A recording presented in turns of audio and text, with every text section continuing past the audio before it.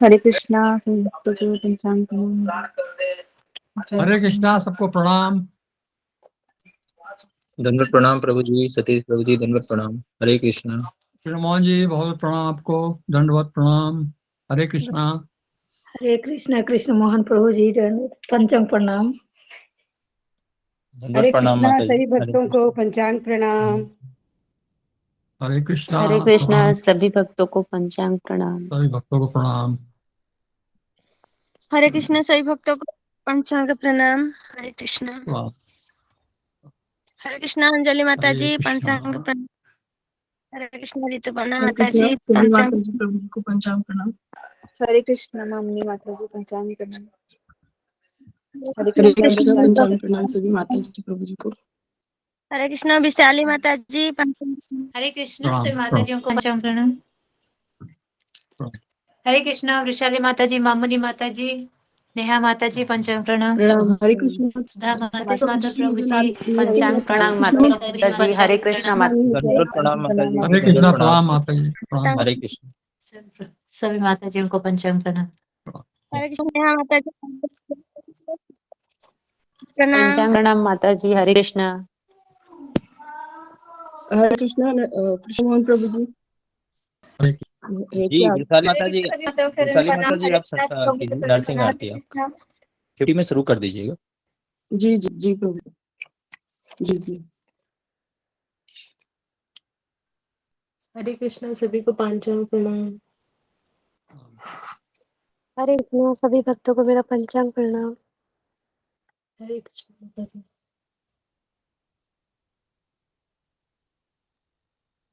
सारे भक्त सारे वैष्णवों को मेरा पंचांग प्रणाम। हरे नमस्ते पंचांग प्रणाम सभी भक्तों को।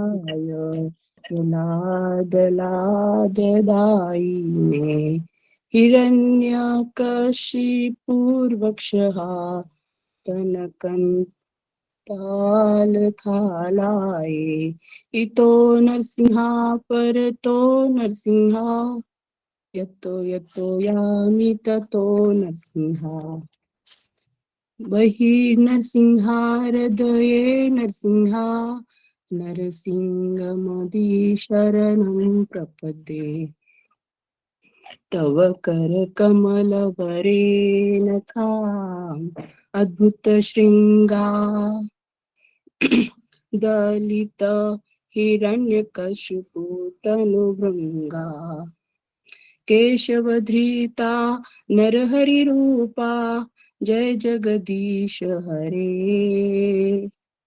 जय जगदीश हरे तव करकमलवरेणखाम् अद्भुतशृङ्गा दलित हिरण्यकश्यपु तनुभृङ्गा केशवधृता नरहरिरूपा जय जगदीश हरे जय जगदीश हरे तव करकमलवरेणखाम् अद्भुतशृङ्गा दलित हिरण्यकश्यपु तनुभृङ्गा केशवधृता नरहरिरूपा जय जगदीश हरे जय जगदीश तव करकमलवरेणखाम्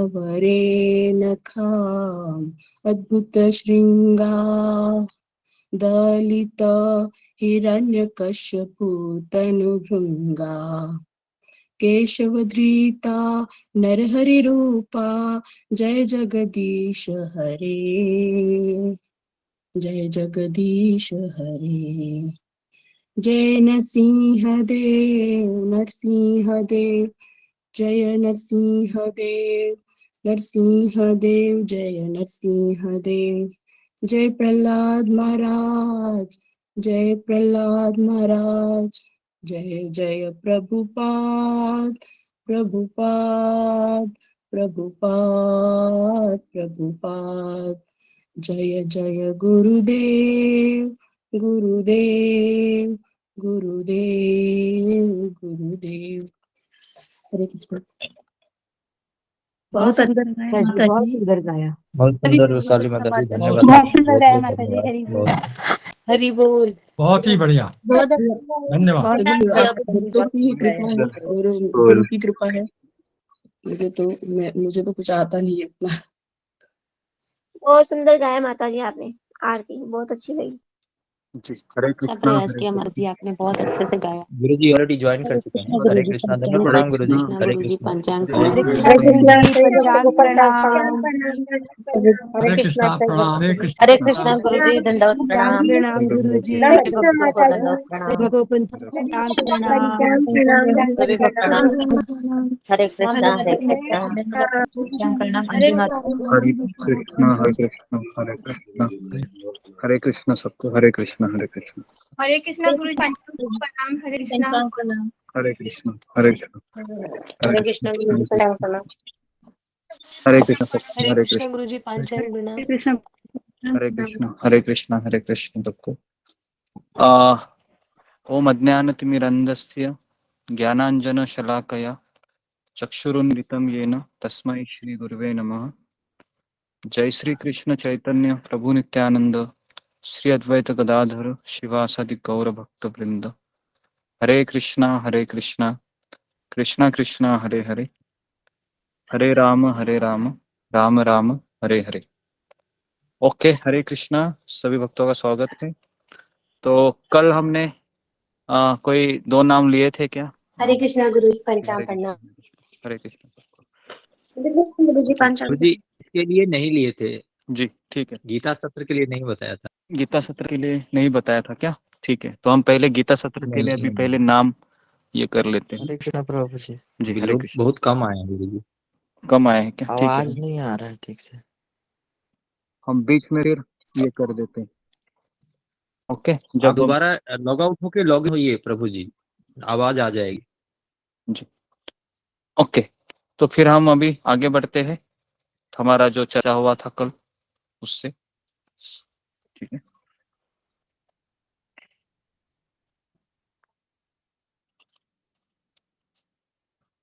तो कौन मुझे बताएगा कल हमने क्या चर्चा की थी, उसके ऊपर थोड़ा प्रकाश डालते हैं ताकि हम आगे शुरू करें। जी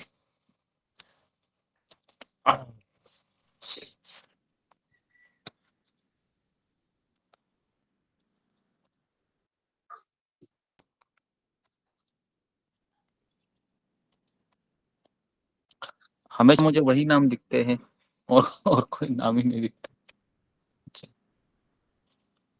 जी जी जी जी जी जी जी जी जी जी।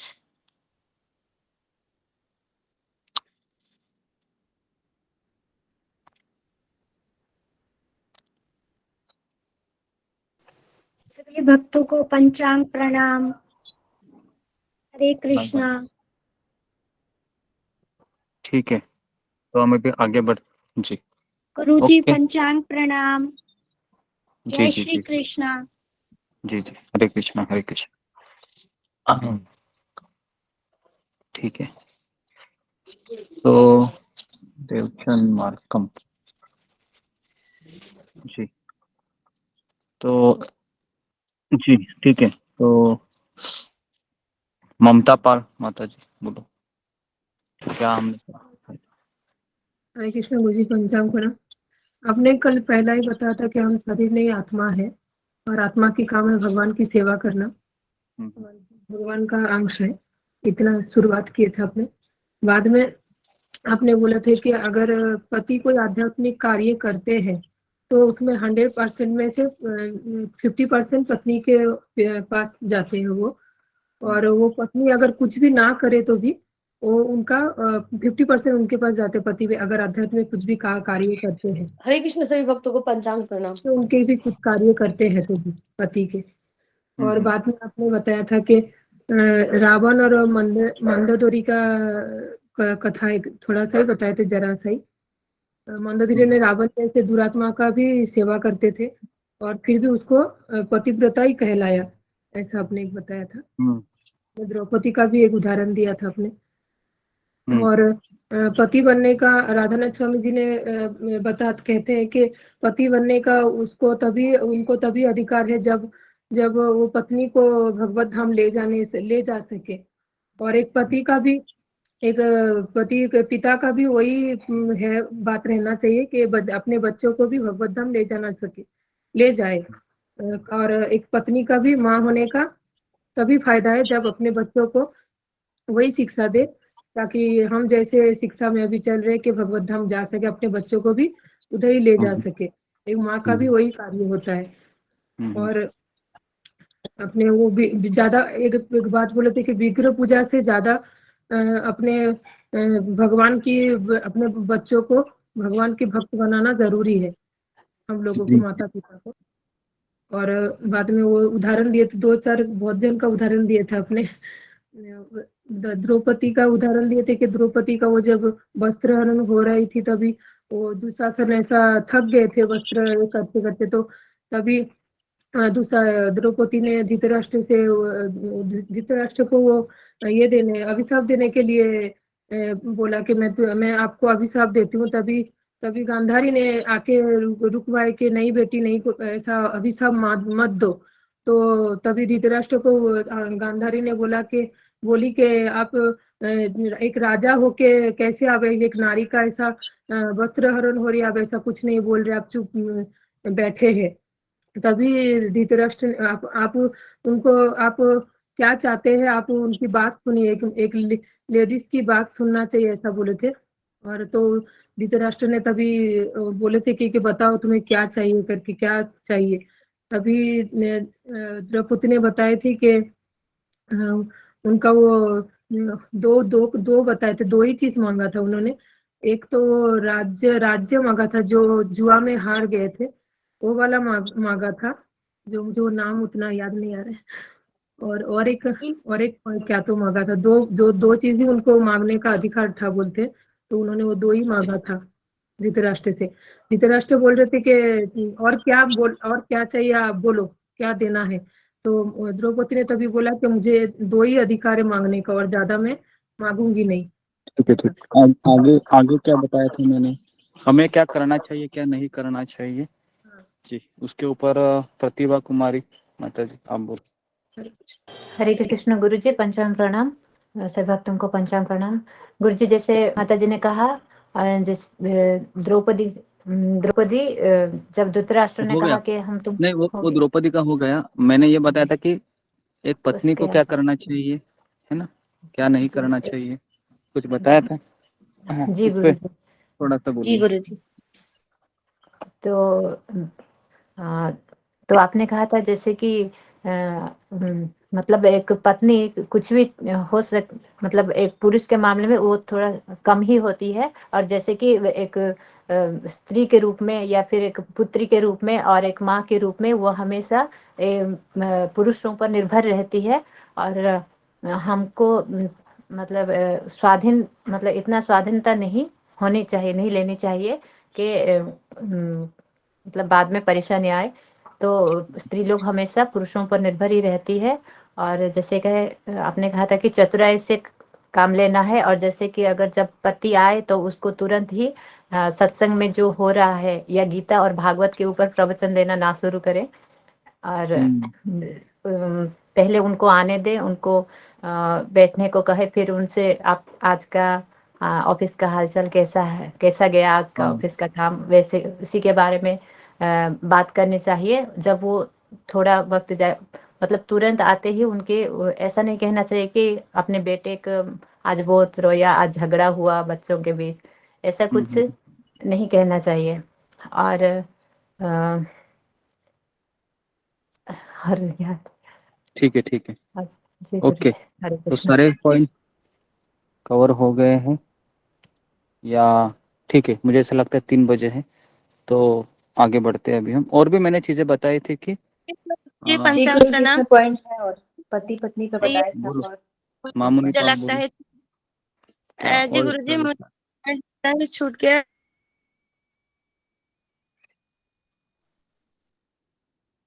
हरे कृष्णा गुरु जी, आवाज नहीं आ रहा है, नेटवर्क गुरु का जी, प्रॉब्लम है। अभी मेरे बताया हमारे जीवन में हरे कृष्णा सिंपल रहना चाहिए, ज्यादा। अभी आया हरे कृष्णा। एक मिनट जी इनको बोलने दीजिए। गुरुजी, आपने ये हाँ बोलो मामनी कि पाल। हमारे जीवन में हमें सिंपल जल्दी रहना जल्दी। चाहिए, ज्यादा साज सजा के शादी में को नहीं जाना चाहिए, ये लगता है मुझे। आपने बताया था ये छूट गया है। हरे कृष्ण। और आपने ये भी बताया था हाँ गुरुजी की ओके जो जी। बच्चे तो को भी उसमें भक्ति में लगाना चाहिए, जरूरत नहीं। भक्ति में, तभी एक माँ बाप सही होते। जी जी जी। तो जी आपने ये भी तो बताया एक था कि ईटी सेवा जो हम्म, वो एक दिन बच्चे मतलब अकेले में कृष्ण भी बच्चों को और भी मतलब भक्त बनाना चाहिए घर वालों को, मतलब बच्चे को खासकर जो भक्ति में पूजा या आरती उनसे जी ने करवाना, कहा आरती का मतलब सिखाना, मतलब मैं और मेरा सिंपल कृष्णा नहीं करना चाहिए और भी सबको लेके जाना चाहिए भक्ति में। ठीक है ओके। तो ऑलमोस्ट सारी चीजें कवर हो गई हैं, तो मैं अभी आगे गुरुजी 2 बढ़ता पॉइंट हूँ। इसमें और बचा था, 2 पॉइंट इसमें और था, मैं बोलूँ क्या? हाँ बोलो। हाँ, वो आपने बताया था कि जैसे पति अगर भक्ति करते हैं तो उनका 50% जो है पत्नी को जाता है, और अगर वो कुछ ना भी करे तो भी वो कम से कम ये कहना बताया माने था, या से बता दिया ये था क्या? हुआ था, सुबह हुआ था ये ठीक है स्टार्टिंग में ही ममता पाल माता जी ने बताया था। ठीक है ठीक है। ठीक है, तो सारी चीजें कवर हो गई हैं ऑलमोस्ट। और मैंने एक चीज बताई थी कि स्त्री का सबसे बड़ा अवगुण है ईर्ष्या, ये मैंने बताया था। और पुरुष का सबसे बड़ा अवगुण है अहंकार, फॉल्स ईगो। ठीक है, तो ये दोनों का सबसे वीक पॉइंट होता है। और इसलिए मैंने ये कहा था कि कोई भी पत्नी है वह पति को सुझाव ना दे जब तक वो खुद होकर आपसे कहे ना। ठीक है, कभी भी आप सुझाव मत दो, सुझाव देने से वो भड़क जाता है, तो सुझाव बिल्कुल नहीं देना है, ये भी मैंने बताया था। और गीता भागवत का जो ज्ञान है वो अपने आपके पास ही रखना है, ये भी मैंने बताया था। तो आईना ना देख कर अपने आप बोलना चाहिए था, आपने ऐसा जी बताया गुरुजी, था। हाँ अब जी बोलते हैं तो उससे ज्यादा अपराध आपको होता है अगर वो। जी। तो ओके, तो और मैंने बताया था कि अगर आपको किसी को बताने की बहुत ज़्यादा ही भड़ास है तो मैंने कहा था कि आप आईने के सामने जितना आपको बोलना है आप बोल सकते हो, ये भी मैंने एक सुझाव दिया था आपको। ठीक है, तो सारी चीज़ें मैंने बताई थी। तो अभी मैं आज के प्रवचन की शुरुआत एक कथा से कर रहा हूँ, जो आज सुबह ही मैंने राधानाथ स्वामी महाराज का एक 4 मिनट का एक क्लिप था, वो मैंने सुबह सुना था, तो मैं बता रहा हूँ। तो राधानाथ महाराज बता रहे थे उस प्रवचन में कि एक बार एक्चुअली ये कथा शिला प्रभुपाद जी ने बताई थी और उन्होंने सुनी थी। वो कह रहे थे कि महात्मा गांधी है ना, वो अहिंसा के लिए जाने जाते, बराबर है। महात्मा गांधी अहिंसा, है ना, कभी भी कोई भी उनके पास आता था एक ही सुझाव देते थे, अहिंसा, हिंसा मत करो, झगड़ा मत करो, शांति बनाए रखो, है ना। तो शिला प्रभुपाद जी कथा बता रहे थे कि महात्मा गांधी की शादी हुई थी, है ना, और एक बार उनका पत्नी के साथ बहुत झगड़ा हुआ, इतना झगड़ा हो गया, इतना झगड़ा हो गया कि महात्मा गांधी जो खुद अहिंसा के, है ना, अहिंसा के पुजारी है एक तरीके से, पूरे विश्व में विश्वविख्यात है, लेकिन उन्होंने क्या किया, अपनी पत्नी को कहा कि अभी तुम घर से चली जाओ, तुम यहाँ पर बिल्कुल मत रहो, अभी के अभी चली जाओ तुम। तो उसकी पत्नी बहुत रोई, चिल्लाई, लेकिन कहा कि मुझे तुम्हारे साथ नहीं रहना है, तुम कहीं पर भी जाओ, क्योंकि बहुत आर्गुमेंट हो रहा था। तो फिर पत्नी है वो बाहर चली जाती है ना। और यहाँ पर महाराज कह रहे थे कि जो महात्मा गांधी है, जो इतना पेशेंस है ना, इतना फेमस है वो अहिंसा के लिए, लेकिन वो भी क्रोधित हो गए और उन्होंने भी अपनी पत्नी के ऊपर एक तरीके से हिंसात्मक कार्य किया। और उसके बाद फिर थोड़े समय के बाद जब शाम हो गई और जब वह बाहर गए तो देखा कि उनकी पत्नी है वह बैठी हुई है उधर ही। तो महात्मा गांधी ने कहा पत्नी को कि तुम गई नहीं अभी तक। तो पत्नी ने कहा कि मैं कहाँ जाऊंगी, मेरे पास तो कोई है नहीं, कहाँ जाऊं मैं, इसके लिए मैं नहीं जा सकती। तो फिर महात्मा गांधी ने फिर कहा पत्नी को, फिर क्या सोचा है? तो फिर पत्नी बोली कि ठीक है, झगड़ा हुआ सो हो गया, तो अभी मुझे घर में आना है वापस। तो महात्मा गांधी बोले कि ठीक है, चलो घर अभी चलते हैं फिर। तो इस तरीके से दोनों गए। तो उसके बाद फिर महाराज कह रहे थे, निष्कर्ष ये निकला कि गृहस्थ आश्रम बनाया ही ऐसे है, जो हस्बैंड वाइफ का जो सिलसिला रहता है वह कितना भी दोनों अच्छे से रहे, महात्मा गांधी जैसा व्यक्ति भी है ना झगड़ा करता है। तो कहने का तात्पर्य फिर इस पे महात्मा गांधी ने क्या किया वहां पर? तो दो चीजें महाराज ने बताए वहां पर कि हमें क्या करना चाहिए। दो शब्द बोले उन्होंने, भूल जाओ। क्या कहा उन्होंने? भूल जाओ जो हुआ तुम्हारे साथ, फॉरगेट इट। अगर ये नहीं करेंगे ना तो हस्बैंड वाइफ में रोज झगड़ा होते रहता है, बराबर है। तो ये फॉर्मूला है, इसको लिख लो। कभी भी झगड़ा हो गया ना, अपने मन को समझाओ, भूल जाओ और नया दिन शुरू करो। भूल जाओ, नया दिन शुरू करो। भूल जाओ, नया दिन शुरू करो। हमारा क्या होता है प्रॉब्लम? हम भूतकाल की चीजें को खुदेड़ते रहते हैं, बराबर है ना। भूतकाल में ही जाते रहते हैं, तुमने मेरे साथ ये किया, तुमने मेरे साथ वो किया, तुम ऐसे था, तुम वैसा था, है ना। तो पूरी कहानी वहां पर ही, एक्चुअली सारे झगड़े का अगर आप कारण देखोगे ना तो भूतकाल ही रहता है, क्योंकि दोनों अपने आप को कभी क्षमा नहीं कर पाते हैं। तो इसलिए फिर वह दोनों के संबंध खराब हो जाते हैं। तो आज ही ये 4 मिनट का स्टोरी है, मैं भेजाऊंगा आपको ग्रुप में, इंग्लिश में है। लेकिन इतना सुंदर है वो, महाराज बता रहे थे कि बहुत सीखने जैसा है वो। तो महाराज बता रहे थे कि झगड़ा होना स्वाभाविक है, लेकिन अगर हमको दोनों को संयम के साथ अगर चलना है तो दोनों को एक फॉर्मूला अपनाना चाहिए। भूल जाओ जो हुआ है, कल एक नया दिन शुरू करते हैं। उसमें भी कुछ 2 दिन अच्छे चलेंगे, तीसरे दिन वापस कुछ ना कुछ होगा, बराबर है। क्या लगता है आपको? तो ये चलता रहेगा सिलसिला। ओके, तो हमें क्या करना है? 2 चीजें एक्चुअली महाराज ने बताई थी, फॉरगेट और फॉरगिव। मतलब भूल जाओ, क्षमा करो। ठीक है, क्षमा तो मत करो। कोई अगर आपको क्षमा करने को भी इतना लगता है, क्या इस आदमी को मैं क्षमा करूं, या वो बोलेगा क्या इस औरत को क्षमा करूं, तो फिर एटलीस्ट एक चीज करना चाहिए, फॉरगेट इट, भूल जाओ। और नया दिन, नया दिन, नया दिन, इस तरीके से उस कहानी से हम कुछ सीख सकते हैं। तो मैं इस कहानी से शुरुआत कर रहा हूँ, तो इसको आपको याद रखना है ना। और मैं जैसे हमारा प्रवचन होगा, खत्म होगा ये सेमिनार, उसके बाद फिर मैं एक लिस्ट बनाऊंगा कि एक हफ्ता में 2-2 लोगों के नाम लूंगा। तो उन 2 लोगों को आप बोलना है कि कल आपने क्या सुना था, ठीक है। तो सबकी बारी आएगी अभी, तो सबको बोलना है, ठीक है। तो अभी हम आगे बढ़ते हैं।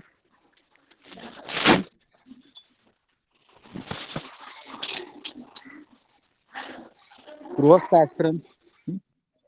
किसी का माइक चालू है, अपने माइक को जरा देखिए जरा, किसी का माइक चालू है। सुमित्रा माता जी। माइक हमेशा तुम्हारा चालू ही रहता है।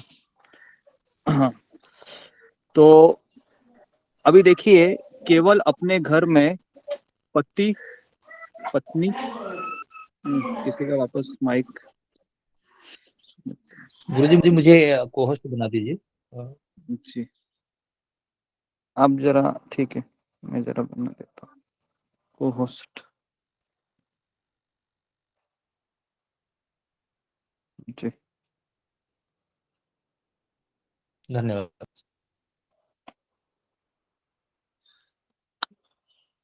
जी, तो ध्यान से सुनिए। अभी हमने महात्मा गांधी का स्टोरी कवर किया इसमें।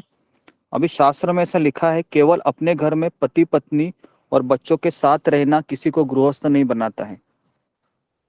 देखिए, 2 चीजें है, एक है गृहस्थ और एक है गृह में भी।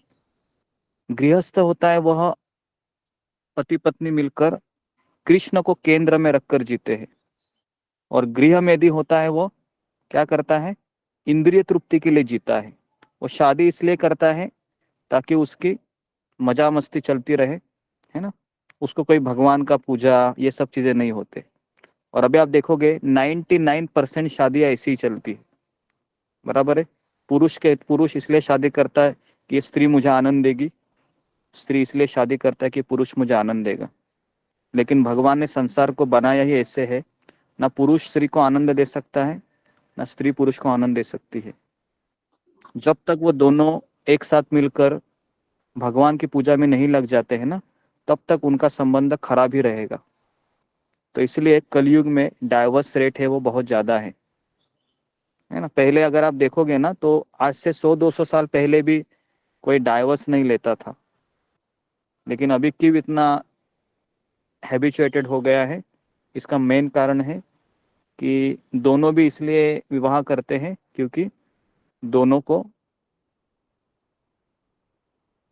एंजॉय करना होता है, या फिर भगवान की पूजा वगैरह ये सब करना उनको बिल्कुल पसंद नहीं होता है। तो इसलिए एक गृहस्थ भगवान कृष्ण को केंद्र में रखकर जीता है, और एक गृह में यदि होता है वो इंद्रिय सुख के लिए जीता है। यदि पति और पत्नी कृष्ण भावनामृत में एक हो जाए और शांति के साथ रहकर एक दूसरे का सहयोग करे तो बड़ा ही अच्छा है। किंतु यदि कोई केवल यौन सुख हेतु विपरीत लिंगों से आकर्षित होता है तो उसके आध्यात्मिक प्रगति के मार्ग पर रुकावट आ जाएगी और उसका पूरा जीवन समस्या से भरा होगा, फिर पूरा जीवन। क्योंकि यौन सुख में क्या होता है कि हमारा मन में कई गंदे विचार आ जाते हैं और फिर उस विचारों से हम भक्ति नहीं कर सकते। तो इसके लिए 4 नियम का जो विधान बताया गया है शास्त्र में, ये बहुत जरूरी है।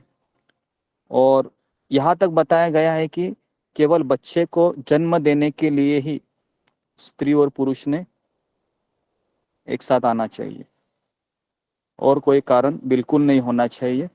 ऐसा भगवत गीता में ही श्रील प्रभुपाद जी तात्पर्य में लिखते हैं, और मेरे पास एक किताब है उसमें भी यही चीज लिखी गई है। जो व्यक्ति इस मर्यादा का उल्लंघन करता है और वो कितना भी फिर भक्ति करे, एक बार वो प्रोसेस आप करते हैं, दूसरे दिन में दावे के साथ कहता हूँ आपका जपा में मन बिल्कुल नहीं लगेगा और आपको वो बोझा लगेगा। आपको लगेगा कि किसी ने मुझे यहाँ पर जबरदस्ती से बिठा दिया है।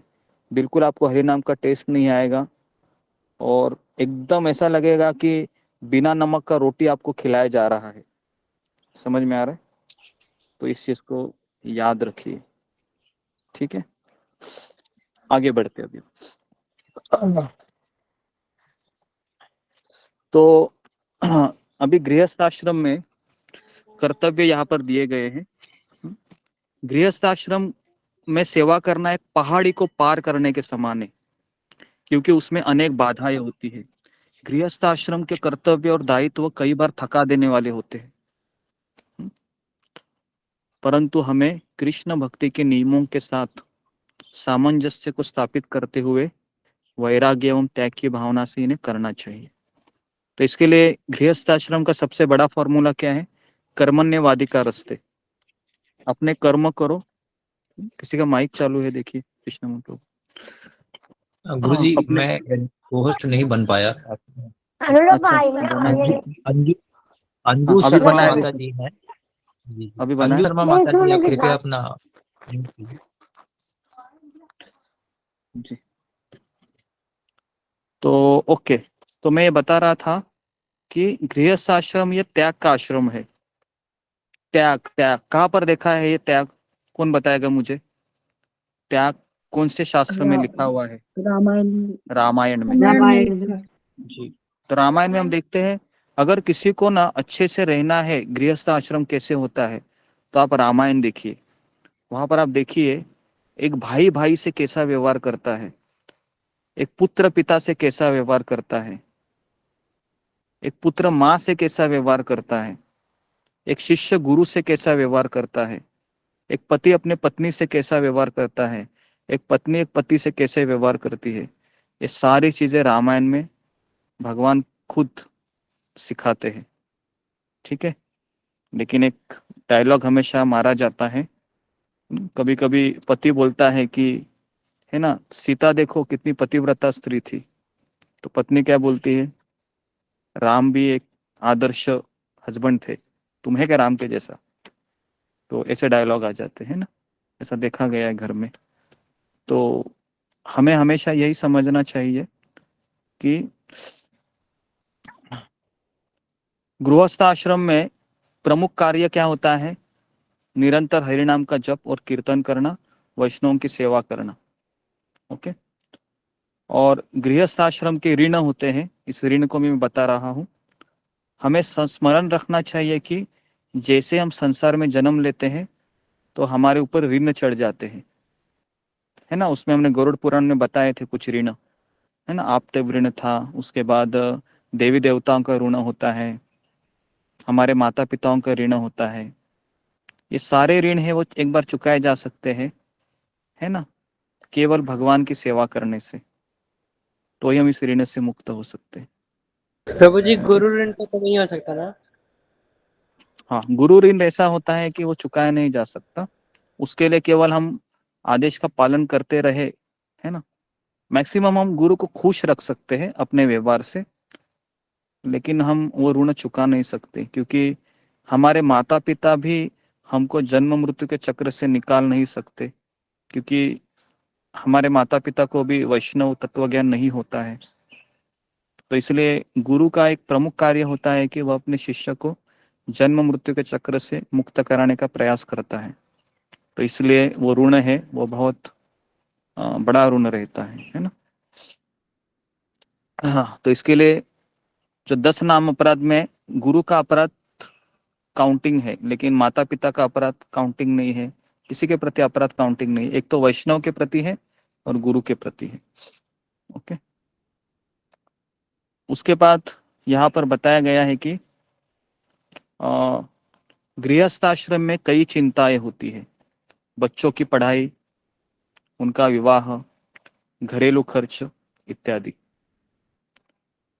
इन सब जरूरतों को पूरा करने के लिए पर्याप्त धन की आवश्यकता पड़ती है। गृहस्थ के कार्यों को लेकर अनावश्यक चिंता नहीं करना चाहिए। माता पिता की भूमिका निभाते हुए गृहस्थ भक्त को इस बात का ज्ञान होना चाहिए कि उसके बच्चों का प्रारब्ध उनके कर्मों के अनुसार निश्चित हुआ है। तो मैं वापस दोहरा रहा हूं, कई माता पिताओं को हमने देखा है कि वो भक्ति से भी ज्यादा है ना, अपने बच्चों को ज्यादा महत्व देते हैं। लेकिन कल मैंने जो बात कही थी आप लोगों को, वो मैंने ये कही थी कि अर्च विग्रह से भी अपने बच्चों को भक्ति देना ये ज्यादा जरूरी है। लेकिन अगर आप उसको भक्ति देने में असफल है और केवल आप उसको ज्ञान दे रहे हैं, भौतिक ज्ञान, है ना, और उसके लिए आप अपना सत्संग भी मिस कर रही हो, है ना, तो ये बहुत गलत बात है। फिर आप भक्ति को समझे ही नहीं है, फिर अभी भी आप मोह माया की दुनिया में ही है। तो पहला कार्य है कि हमें अपने बच्चों को समय इसके लिए ना, जब वो छोटे रहते तभी देना चाहिए। लेकिन अभी अगर आपके बेटे बड़े हो गए बहुत, तो फिर एक बार उसने 10th क्रॉस किया, 10th उम्र क्रॉस किया ना, 10th के अभी के बच्चे तो फर्स्ट स्टैंडर्ड सेकंड स्टैंडर्ड में सुनते नहीं है, ऐसा देखा गया है। तो इसके लिए कभी भी बच्चा अगर बिगड़ जाता है ना, तो सबसे पहला दोष पता है किसको लगता है? माँ को लगता है। माँ को लगता है। इसका कारण ये है कि माँ घर में रहती है और पिता बाहर पैसे कमाने के लिए जाता है।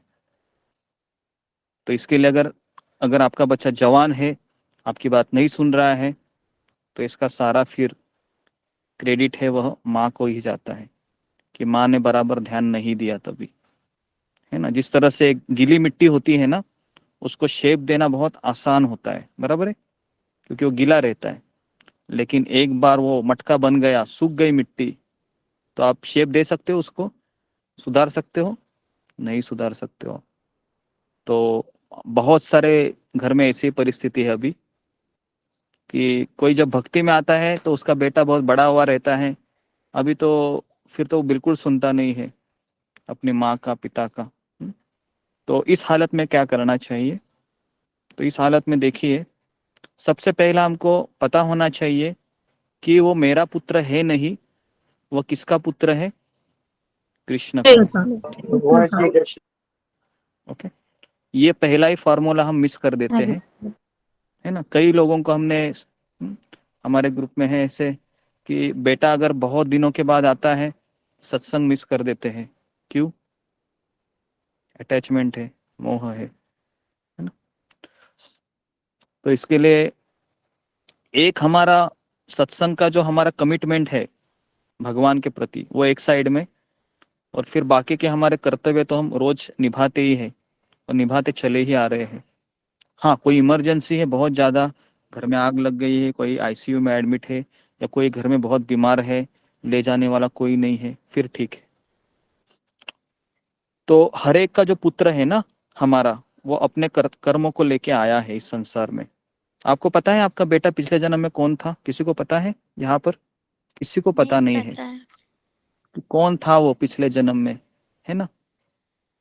तो उसने भी कुछ कर्म किए होंगे, उसका भी कुछ बैलेंस रहेगा, है ना। तो कभी कभी माता पिता इतना एनर्जी डाल देते हैं ना पुत्र में सुधारने के लिए कि अपना भक्ति भी बिगाड़ देते हैं, बहुत कुछ कर देते हैं। लेकिन वो एक चीज समझते नहीं है कि मेरे पुत्र के कर्मों को बदलने का अधिकार किसको है? मुझे है क्या? मुझे नहीं है, केवल एक ही व्यक्ति को है, वो है कृष्ण को। अगर कृष्ण चाहेंगे तो आपके पुत्र के कर्म वह बदल सकते हैं। लेकिन अगर कृष्ण ने ठान लिया है कि ये तो मेरा नाम भी नहीं ले रहा है, तो मैं इसके क्या कर्म बदलूं, है ना। तो इसके लिए एक चीज हमेशा याद रखिए, खास करके माँ की अपने पुत्र से बहुत आसक्ति रहती है, पिता की मैंने इतनी देखी नहीं है। कि पिता है थोड़ा सा, है ना, उसको थोड़ा सा मैच्योर्ड रहते हैं। पुरुष को पता रहता है कि ये बच्चा अभी से मेरा नहीं सुन रहा है, या आगे जाके क्या सुनेगा। लेकिन माँ रहती है, वो आशा लगाए रहती है, बराबर है। माँ आशा लगाए रहती है, शादी होने के बाद भी मेरा बेटा ही करती रहती हो। तो उसका सबसे बड़ा धक्का पता है कभी पहुंचता है उसको? जब वह पत्नी ही उसको बोलती है उसकी, है ना, 2 शब्द, और जब वो मुंह लटका के खड़ा रहता है तब उसको पता चलता है। फिर सारे भ्रम उसके टूट जाते हैं। ओके, तो इसके लिए एक चीज हमेशा याद रखिए, मुझे मेरे पुत्र को अगर मैं भक्ति का समय दे सकती हूँ तो सबसे बेस्ट है, आप उनको समय देते रहो। लेकिन अगर आपका बेटा 2 बार, 1 बार, 3 बार, आप प्रयास कीजिए, लेकिन प्रयास करने के चक्कर में आप खुद भक्ति से दूर मत जाइए। ये यहाँ पर मुझे मेरा कहना है, ठीक है। अभी हम आगे बढ़ते हैं। सबको समझ में आ रहा है? चीजें क्लियर है? जी गुरु। जी, जरा कैमरा को जरा ऑन रखिए अपना। गुरु जी, तो मेरा मोबाइल खराब है आज। ठीक है। एक गृहस्थ को अपने परिवार के सदस्यों को कैसे देखना चाहिए, ठीक है। नया लेसन है, अभी ध्यान से सुनिए। एक चीज याद रखिए कि यहाँ पर जितने भी जेंट्स है, लेडीज है ना, तो आप सभी भक्ति कर रहे हैं, आप माला कर रहे हैं, आप सत्संग कर रहे हैं। तो मुझे बताइए, कृष्ण किससे ज्यादा अपेक्षा करेगा? आपसे अपेक्षा करेगा या आपके पति से या पत्नी से अपेक्षा करेगा? क्या लगता है आपको? हमसे ज्यादा, हम लोग से ज्यादा। तो हमसे ज्यादा भगवान अपेक्षा करेंगे, क्योंकि ये भाई मेरी गीता भी सुन रहा है ना, इसको सारा चीज पता चल रहा है, फिर भी इसका व्यवहार बदल नहीं रहा है। तो इसके लिए यहाँ पर बताया गया है कि एक गृहस्थ को अपने परिवार के सदस्यों को भगवान कृष्ण के प्रतिनिधि के रूप में देखना चाहिए। लेकिन इसका ये मतलब भी नहीं है कि अगर हमारे पति पत्नी कुछ हमको गलत कार्य करने के लिए कहते हैं तो उसका सुनना चाहिए, ऐसा भी नहीं है। यहाँ पर ये चीज बताई गई है कि प्रतिनिधि के रूप में देखना मतलब ये समझना है कि मेरा पति भी भगवान का अंश है, मेरी पत्नी भी भगवान का अंश है, मेरा पुत्र भी भगवान का अंश है। लेकिन अभी ये भगवान को भूल गया है, ये भगवान को भूल गई है, इसलिए इसके साथ मुझे थोड़ा सा चतुराई से व्यवहार करना होगा। समझ में आ रहा है आपको? हाँ, तो हमको मन में समझना है ये कृष्ण का अंश है भाई, है ना। एक तरीके से ये कृष्ण क्या ही सेवक है, लेकिन अभी बेचारा अज्ञान में है, भगवान को भूल गया है। तो उसके लिए उसके प्रति हमको दया भी दिखानी चाहिए, लेकिन साथ साथ उनसे थोड़ा सावधान भी रहना चाहिए। ठीक है, आगे बढ़ते हैं। एक गृहस्थ किस प्रकार से वैराग्य का पालन कर सकता है? गृहस्थ मतलब पति पत्नी दोनों आगे। अपने बच्चे, अपनी पत्नी, अपना घर से वैराग्य का अर्थ यह नहीं है कि उनके प्रति हमारी कोई भावना ही ना रहे। मैं इसके लिए कल ही इस चीज को बताया था। भले आप सत्संग कर रहे हैं, आपके घर वालों को पसंद नहीं है, तो ऐसा मत सोचिए कि थोड़ा सा आप अपना जो भावना है वो व्यक्त कीजिए कि ऐसा नहीं है कि मैं सत्संग कर रहा हूँ या सत्संग कर रही हूँ तो मैं वृंदावन चला जाऊंगा या वृंदावन चली जाऊंगी, ऐसा कुछ नहीं है, है ना। तो उनको दिखाइए कि मुझे कृष्ण अच्छे लगते हैं और मुझे आप लोग भी अच्छे लगते हैं, ठीक है। लेकिन ये व्यवहार से दिखाना होता है, ठीक है। लेकिन इसमें एक अड़चन आ सकती है कि वो मुझे बहुत तीखे शब्द बोलते हैं, तो मैं क्या करूं उसको, अभी बोलो। तो एक चीज याद रखिए, भगवान कहते हैं कि उन तीखो शब्दों को हमको सहन करना ही होगा।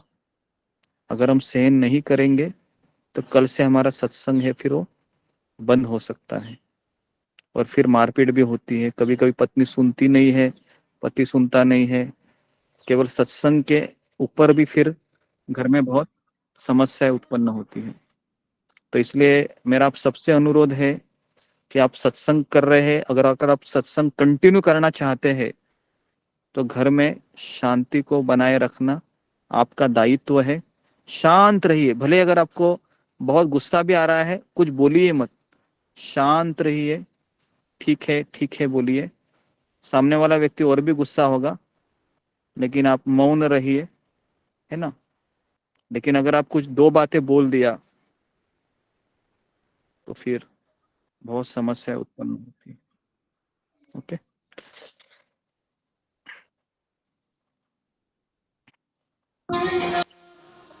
आगे बढ़ते अभी हम। कठिन है या आसान है, क्या लग रहा है आपको? कठिन है ना? बहुत कठिन है गुरुजी, बहुत कठिन है। आसान है जी, गुरुजी आसान नहीं लग रहा है। आसान है गुरुजी। आसान है गुरुजी। आसान है कठिन क्या है गुरुजी। इसमें? आप सामंजस्य बिठाना है बस, और कुछ नहीं, सामंजस्य बिठाना है। कठिन इसमें कुछ नहीं। जिसको सत्संग अटेंड करना है, जिसको सत्संग अटेंड करना है वो ये करेगा, बराबर है। जिसको सत्संग में बाधा लगती है कि मुझे सत्संग बंद करना है, फिर वो नहीं करेगा, फिर, है ना। फिर वो युद्ध करता रहेगा, 2 दिन सत्संग में नहीं आएगा, फिर बोलेगा अभी दिमाग खराब है गुरुजी, पूरा झगड़ा हो गया कल रात को, बस अभी थोड़ा शांति से बनाए रहे, तीसरे दिन में आ जाऊंगा, तीसरे दिन में आ जाऊंगी, फिर ऐसा हो जाता है। तो मेरा यहाँ पर वही सवाल है, वो मैक्सिमम पता है कोई कितना बोलता है, 10 मिनट 15 मिनट बोलेगा, बाद में शांत हो जाएगा वो। समझ में आ रहा है? तो इसको आप हमेशा ये करो, ठीक है। नेक्स्ट, अगर आपको कुछ बोलना भी है ना तो आप डायरेक्ट मत बोलिए, फिंगर को रेज कीजिए, है ना, ठीक है।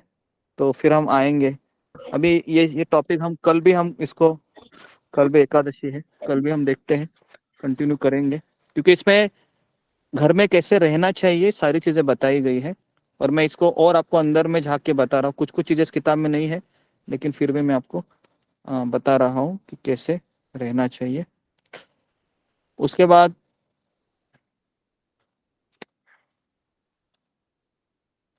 जी,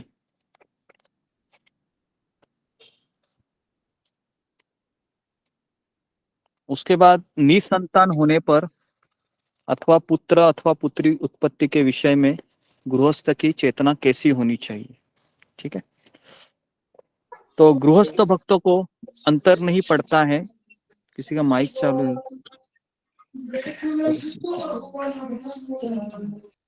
इनको मैंने हटा दिया था, फिर रिमूव कर दिया, फिर जो है चलो। हाँ, अगर कोई वापस आते हैं फिर ब्लॉक कर दीजिए, क्योंकि क्या होता है फिर उनका ध्यान नहीं रहता है, ऐसे ही बार बल्कि मैं फिर से खोल ले रही हूँ। अभी आगे लिखा है कि गृहस्थ भक्त को अंतर ही नहीं पड़ता है कि उसके कोई संतान है अथवा नहीं है, या पुत्र है या पुत्री है। अभी आप बोलोगे ऐसा क्यों? क्योंकि एक भक्त जानता है कि भगवान की इच्छा सर्वोच्च है और हमें इसमें संतुष्ट रहना चाहिए। मैं वापस बता रहा हूं, हमारे इस्कॉन में भी कई ऐसे दाम्पत्य है जिनको बच्चे नहीं है, लेकिन दोनों वो रहते हैं। ठीक है, प्रयास भी करते हैं मेडिसिन वगैरह, लेकिन नहीं हो रहा है तो अभी क्या करें। भगवान की इच्छा सर्वोच्च है।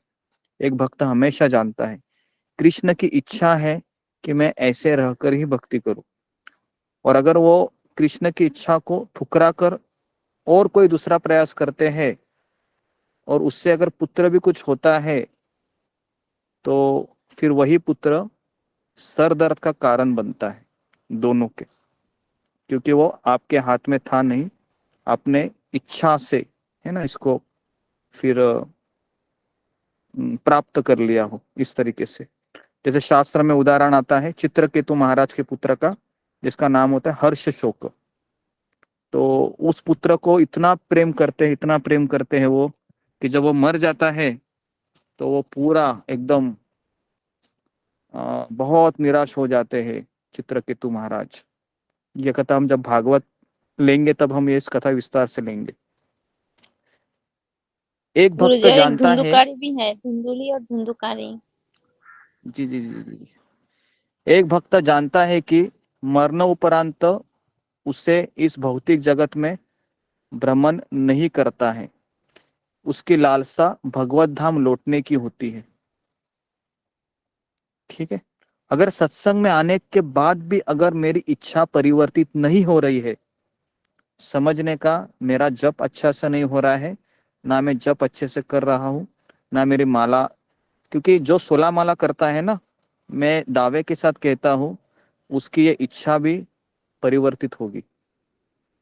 तो इसलिए मेरा आप सबसे अनुरोध है, आप भले ही सत्संग में आ रहे हो, गीता भी सुन रहे हो, लेकिन अगर सुबह के आप जपा में नहीं आते हो तो भी आपको परिणाम दिखाई नहीं देगा। क्योंकि भगवान कहते हैं भगवत गीता एक रहस्य है, ये संसार में जीना एक रहस्य है, और ऐसे रहस्य तभी खुल पाता है जब हम हमारे हाथ में माला लेते हैं।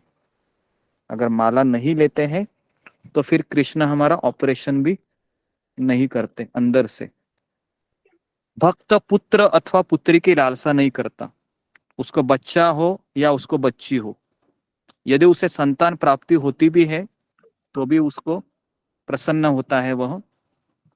वो ये भेदभाव नहीं करता है, अरे लड़का हो गया लड़की हो गई। ऐसे लोग ना आसुरी स्वभाव के होते हैं, ऐसा देखा गया है। लड़की होती है ना तो वो माँ को बहुत परेशान करते हैं, वो लड़का होता है तो उसको लगता है कि ये कुछ अभी काम में आई, मेरे वंश को बढ़ाएगी ये सब पता नहीं कहाँ से ये सब चीजें। वंश को बढ़ाना है तो भगवान की इच्छा से बढ़ता है, थोड़ी ना हमारी इच्छा से बढ़ता है वंश। पूजा को तो इसी में छोड़ रखा है गुरुजी, पूजा को तो उन्होंने इसी में छोड़ा है कि लड़की हो गई, वारिस नहीं किया उसने, इसी में छोड़ा है पूजा को। गुरुजी वो कहते हैं, गुरुजी मैं कुछ बोलूं? एक मिनट, अभी थोड़ा सा फिर टॉपिक हट जाता है, मेरे को कवर करने दो। आप अपने प्रश्नों को आप तैयार रखिए, है ना।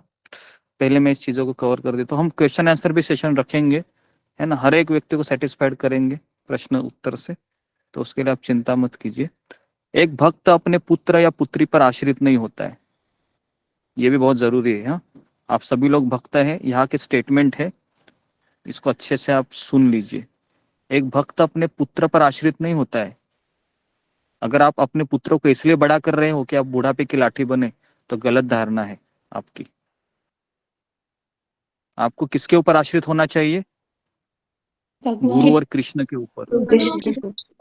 समझ में आ रहा है? तो यहाँ पर एक बहुत बड़ी सीख है हमें। अगर हम सत्संग में भी आते हैं और इस चीज को नहीं समझते हैं कि मुझे मेरा आश्रय कहाँ है, कहाँ मैं मेरे आश्रय को खोजूं, कौन मुझे आश्रय देगा, तो भागवत कहता है पति पत्नी संतान ये ऐसे सैनिक है कि मृत्यु के समय हमको छोड़ के चले जाते हैं।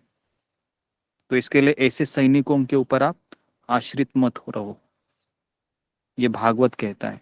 ठीक है। आगे बढ़ते हैं। गुरु जी थोड़ा एक बार बोले, इसमें एक थोड़ा मिनट, सा एक मिनट। अभी जो आपने बोला है ना। जी, तो मैं बता रहा हूँ यहाँ पर कि एक भक्त ना अपने पुत्र के ऊपर आश्रित होता है, क्योंकि भक्त जानता है कि शरीर नश्वर है, मेरा बेटा भी नश्वर है, मेरा पति भी नश्वर है, मेरी पत्नी भी नश्वर है, मेरे माता पिता का शरीर भी नश्वर है। अगर इनके पास भगवान है, भगवान की भक्ति में लगे हैं, तो ही ये मुझे आश्रय दे सकते हैं। ये भक्तों को ये पता होता है। इसके लिए वो ऐसे लोगों के ऊपर भले ही वो आश्रित रहेगा शारीरिक स्तर पर, लेकिन आत्मा के स्तर पर वो हमेशा दुखी उसको मिलेगा। लेकिन इसका ये मतलब भी नहीं है कि हमें उन अपने कर्तव्य को नहीं निभाना है। हमें पैर से बात सबसे करनी है, लेकिन हृदय किसको देना है? हृदय कृष्ण को गुरु और देना है। कृष्ण को, कृष्ण को, गुरु को। हाँ, तो इसके लिए इस चीज को हमेशा याद रखिए कि हमको मीठा बात सबसे करना है, लेकिन जो हृदय है वो भगवान को देना है ना, गुरु को देना, इस तरीके से। ऐसा कभी मत सोचिए आप कि नहीं अभी बस कृष्ण ही है, गुरु ही है, ये परिवार वाले गए भाड़ में। ये बिल्कुल नहीं सोचना है आपको, ठीक है? क्योंकि आप उनके साथ रह रहे हैं, वो भी भगवान के अंश है, आपको बैलेंस करना है, ठीक है? नहीं तो फिर ये बहुत दुविधा हो जाएगी। इसके लिए ना प्रॉपर गाइडेंस होना जरूरी है भक्ति में। गाइडेंस नहीं होता है ना, तो इसके लिए एक श्लोक आता है पुराणों में, श्रुति स्मृति पुराण आदि पंचरात्रि की विधि विना एकांतेर हरेर भक्तिर उत्पादेव कल्पते। अगर हमारी भक्ति शास्त्र के अनुसार नहीं है, एकांतिका भक्ति है, केवल मैं और मेरा कृष्ण, ऐसी भक्ति उत्पात मचाती है घर में। तो इसके लिए शास्त्र, गुरु, वैष्णव, सत्संग के आधार पर हमारी भक्ति होनी चाहिए। ये नहीं मैं और मेरा लड्डू गोपाल, बाकी सब गए तेल लगाने। समझ में आया? ऐसा एटीट्यूड तो बिल्कुल अच्छा नहीं है, सबसे बैड एटीट्यूड है ये कृष्ण को भी पसंद नहीं आएगा। ओके, आगे बढ़ते अभी हम। भक्त परिवार में जन्मे किसी भी बच्चे को हमें भगवान का विशेष उपहार समझना चाहिए। अगर मेरा बेटा अगर भक्ति करता है, श्लोक बोलता है, उसके गुण आपको दिखाई दे रहे हैं, आप उसको इनकरेज करो, समय दे दो उसको। समझ में आ रहा है? मैं चाहता हूं कि एक माँ का आप सभी लोग मैक्सिमम लेडीज है, अगर आपका अगर बच्चा कृष्ण भावना में नहीं आ रहा है या उसको नैतिक मूल्यों को भी तरफ वो आकर्षित नहीं हो रहा है कम से कम, तो समझने का कि मैं कहीं तो कम पड़ गया या कम पड़ गई। लेकिन जो भी है अभी हुआ सो हो गया, उसके लिए अफसोस मत कीजिए, लेकिन कुछ कुछ प्रतिशत आप अपने समय को उनको देते रहिए, ताकि एटलीस्ट जब उनको ठेस पहुंचेगी ना, तभी वो आपके पास आएंगे कि मेरी माँ मुझे कहती थी, मेरा पिता मुझे कहता था। ओके, तो उसके लिए अपना प्रयास करते रहिए, भले वो भगवान का नाम ले या ना ले, लेकिन जब उसको ठेस पहुंचेगी तो वो आपके पास ही आएगा। ठीक है, समझ में आ रहा है सबको? आगे बढ़ते अभी। जी गुरु जी। निसंतान रहने की इच्छा रखने वाले भक्त दंपति की क्या चेतना होनी चाहिए? देखिए, अगर कोई व्यक्ति ऐसा सोचता है कि संतान होने से मुझे बहुत काम करना पड़ेगा, है ना, कष्ट करना होगा, तो क्या आलस्य के कारण वे संतान नहीं चाहते हैं? क्या बच्चों के पालन के लिए धन कमाने हेतु अधिक परिश्रम करना पड़ेगा? पत्नी को लगता है कि उसे रात भर जागना पड़ेगा, बहुत कष्ट सहन करने पड़ेंगे। यदि हम ऐसे कारणों वश संतान नहीं चाहते हैं, तो यह सच्चा त्याग नहीं है। पति पत्नी को वरिष्ठ वैष्णव के मार्गदर्शन में अपने विवाहित जीवन को उचित दिशा देनी चाहिए। तो इसके लिए हमारे मंदिर में ना हस्बैंड वाइफ के भी सेमिनार होते हैं, कैसे हस्बैंड के दायित्व होते हैं, कैसे घर में रहना चाहिए। ये मैंने कभी लिया नहीं यहाँ पर, लेकिन अभी मुझे ऐसा लग रहा है कि इसकी आवश्यकता भी है कि घर में किस तरह से पति पत्नी बच्चे सास ससुर कैसा सबका सामंजस्य होना चाहिए। इसके बारे में भी ज्ञान देना बहुत जरूरी है। बच्चा होता है वो स्पंज के समान होता है। कितने लोगों ने स्पंज को देखा है? स्पंज पता है ना, जैसे आप पानी में डालते हो सब एब्सॉर्ब कर लेता है। स्पर्श रसगुल्ला। स्पंज। तो उसी तरीके से अगर आप बच्चे को प्रिया माता जी एक बार मेरे से बात कर। एक बार बच्चे को कृष्ण भावना के वातावरण में अगर आप है ना दे देते हैं तो वहां पर जितने भी कृष्ण भावना के जो गुण है वो अपने और वो अपने आप ही उसको आकर्षित कर लेगा, एब्जॉर्ब कर लेगा। और माता पिता को अपने बच्चों पर अत्यधिक शैक्षणिक बोझ नहीं डालना चाहिए। मैं वापस बता रहा हूँ, अगर आपके पुत्र को अगर आप बोझ डाल रहे हो कि तुम डॉक्टर ही बनो, तुम इंजीनियर ही बनो, तुम वकील ही बनो, तुम पीएचडी करो, तुम ये करो, तुम वो करो, ये गलत है। प्रत्येक बच्चे में ईश्वर ने बुद्धि और योग्यता दी है। माता पिता को चाहिए कि बच्चों को शारीरिक, बौद्धिक और आध्यात्मिक विकास हेतु उचित वातावरण का निर्माण करें। माता पिता को प्रेम एवं विश्वास पूर्वक बच्चों में आंतरिक गुणों का विकास करने का प्रयास करना चाहिए। उन्हें बच्चों की भावनाओं का सम्मान करना चाहिए। ऐसा नहीं बोलना चाहिए कि तेरे को कुछ पता नहीं है, मैं तेरा पिता हूँ, मैं तुम्हारी माँ हूँ, है ना, तू बेवकूफ है, तेरे को पता नहीं है कुछ, संसार कैसे जिया जाता है। ऐसे नहीं बोलना है। उनके शब्दों को आप सुनिए, है ना, सुनने के बाद समझने का प्रयास कीजिए। अगर डांट वाले शब्द अगर आपको मुंह से आते हैं, थोड़ा सा शांत रहिए, है ना। उनको कहिए ठीक है, अगर तुमको मेरी बात नहीं सुननी है तो फिर करो अपने मन का, ऐसा करके छोड़ दो। फिर ज्यादा एकदम उसके ऊपर एकदम ये मत हो जाइए, हावी मत हो जाइए, नहीं तो वो कभी नहीं आएगा आपके पास। और ऐसे हो रहा है अभी कि जवान लड़की क्यों भाग जाते हैं? इसका कारण माता पिता है वो उचित वातावरण की निर्मित नहीं करते घर में। हमें बच्चों को थोड़ा सा हमको गैप देना चाहिए, हाँ, हमारे घर में, कि ताकि वो भी अपना मत रख सके, उतना फ्रीडम देना चाहिए। और अगर वो गलत दिशा में भी जा रहे हैं तो भी उनको रोकिए मत, उनको समझाइए कि तू गलत दिशा में जा रहा है, कि कोई बात नहीं बेटा, ठेस पहुंचेगी ना तो आ जाना, हम तुम्हारा ख्याल रखेंगे। तो ऐसा उनको आश्वासन देना है। ऐसा नहीं कि तू तेरा देख ले, अभी मेरे आज से तुम मेरे दरवाजे बंद तुम्हारे लिए, ये बिल्कुल गलत है। ठीक है। अगर किसी का कैमरा ऑफ है तो उसको रिमूव किया जाएगा, ठीक है, और मैं ही रिमूव करूंगा अभी। नेक्स्ट है माता पिता को बच्चे के सामने झगड़ना नहीं चाहिए। ठीक है, वापस मैं बता रहा हूं, माता पिता को बच्चे के सामने झगड़ना नहीं चाहिए और न ही दूसरों की निंदा करनी चाहिए। कई मैंने माता पिता को देखा है अपने ही बच्चों के सामने अपने चाचा, अपने चाची, सास ससुर, माता पिता की अवहेलना करते रहते हैं और वही बच्चे सुनते रहते हैं। होता है ऐसे? कितने लोगों का लगता है होता है ऐसे? होता है घर में ऐसे? देखो आप, आपके बगल में ही बच्चे बैठे रहते हैं, सब सुनते हैं, अरे वाह मेरी माँ तो एकदम जबरदस्त हंस रही है ना, और वो सुनते रहते हैं। और फिर क्या होता है, फिर आप बूढ़े हो जाते हैं, वो जवान हो जाता है और वही सिलसिला रिपीट हो जाता है फिर।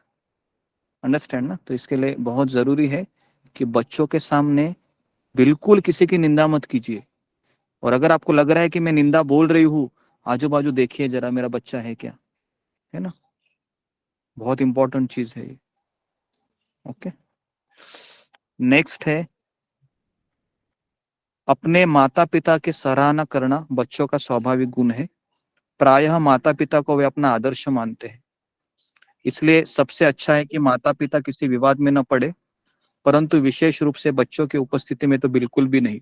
अगर माता पिता को झगड़ा करना है, पति पत्नी को झगड़ा करना है, तो कहा करे, प्राइवेट रूम में जाए, कहे कि थोड़ा सा चलो मैदान में आ जाते हैं दोनों भी चले जाओ, अपना भड़ास जो भी है करना है करो, शांत हो जाओ, वापस नया दिन शुरू करो। लेकिन बच्चों के सामने तो बिल्कुल नहीं। नहीं तो यही बच्चे फिर बड़ा होके आपको भी ऐसा ही, है ना, ताने मारते घूमेंगे। बच्चों में कृष्ण भक्ति को कायम रखना तथा उनकी रक्षा करना। यदि किसी प्रकार से बच्चे अपने उन मित्रों से आकर्षित हो जाते हैं, ध्यान से सुनिए, ये सब आपके लिए हो रहा है, ठीक है, ये बहुत प्रैक्टिकल चीजें हैं।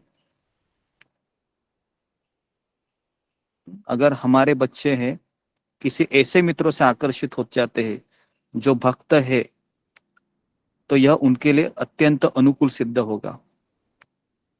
तो आप ऐसे बच्चे के मार्ग को प्रोत्साहित कीजिए आप। लेकिन अगर आपका बच्चा है वह गलत संग में लग रहा है, तो आप उसको समय दीजिए और उसको कहिए कि तुम इस भटकने का परिणाम क्या हो सकता है। जी, इस बात को लेकर एक प्रश्न है। प्रश्न आप लिखते रखिए। हाँ, वही प्रश्न आप लिखे रहिए, क्योंकि मैं अभी इंटरप्ट नहीं करना चाहता हूँ। पहले सेमिनार खत्म कर देते, फिर मैं आपके कर लूंगा, आपको सबको मैं एंटरटेन करूंगा। तो यदि माता पिता बच्चों को उचित स्नेह एवं ध्यान नहीं देते, तो बच्चों को अपने हृदय में संतुष्टि के स्थान पर खालीपन का अनुभव होगा। इसलिए कई, अगर किसी का बच्चा रोते हुए आता है, मेरा यहाँ पर हर लेडीज को ये बताना है कि आप मोबाइल को बाहर रख दीजिए अपने हाथ से और उसको लीजिए, 5-10 मिनट समय दीजिए उसको, ठीक है। नहीं तो आपका माला करके भी कुछ फायदा नहीं है। फिर माला करके फिर ऐसा चीज करने से फिर भगवान भी संतुष्ट नहीं होंगे। तो इसके लिए माला करने के बाद भी हमको उचित व्यवहार भी करना चाहिए, क्योंकि अगर आपका बच्चा बहुत छोटा है, अगर आप उसको अगर भगवान का भक्त बना सकते हो, अगर वो 4 साल 5 साल 6 साल का है ना, तो आप उसको थोड़ा सा डांट डपट कर भी बोल सकते हो, है ना, धीरे धीरे धीरे धीरे। लेकिन एक बार वो 10 साल 11 साल 12 साल क्रॉस किया, टीन एज में आया, फिर बहुत मुश्किल है उसको। फिर बेसिकली फिर आप उसको परिवर्तन करने का प्रयास मत कीजिए, उनको समझाते रहिए बेसिकली। ओके,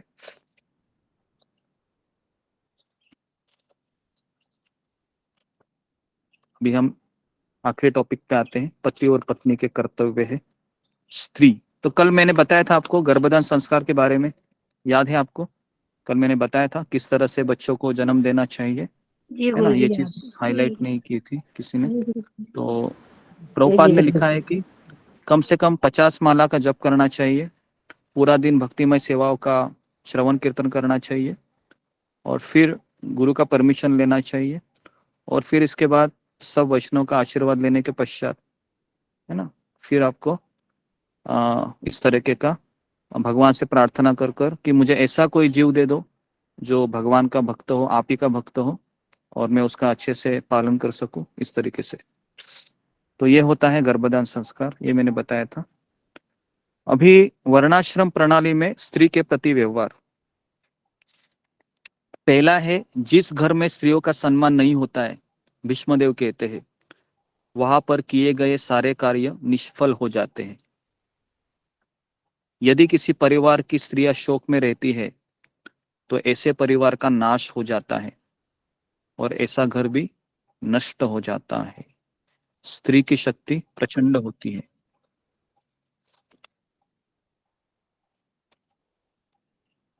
जिस घर में स्त्री का अपमान होता है, ऐसे घर पर लक्ष्मी देवी अपनी कृपा दृष्टि कभी नहीं डालती।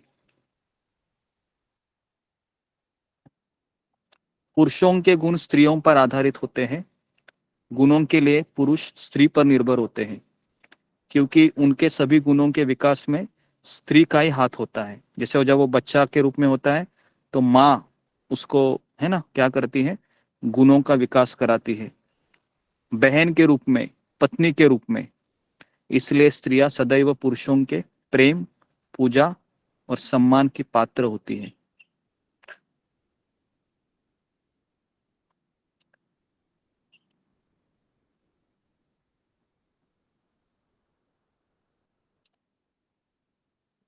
तो वैदिक संस्कृति में स्त्री सदैव पूजा की पात्र होती है, न कि शोषण की।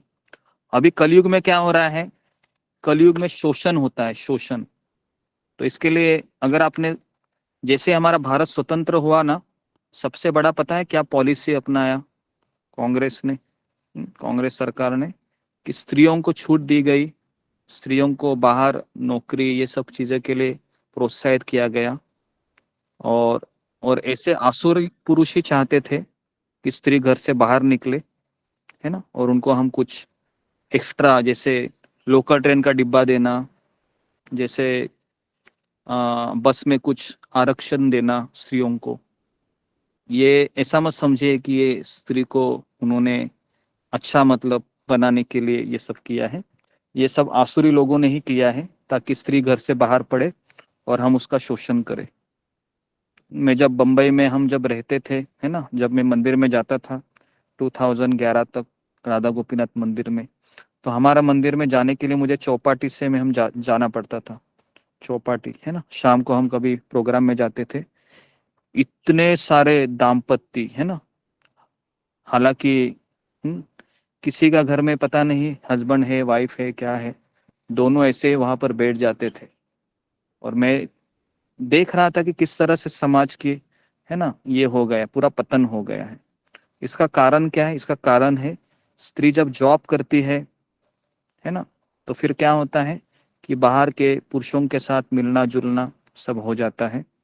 और ऐसा कहा जाता है कि स्त्री को विवेक बुद्धि नहीं होती है, उसको विवेक शक्ति कम होती है, तो इसके लिए वो जल्दी किसी पे भरोसा रख जाती है ना।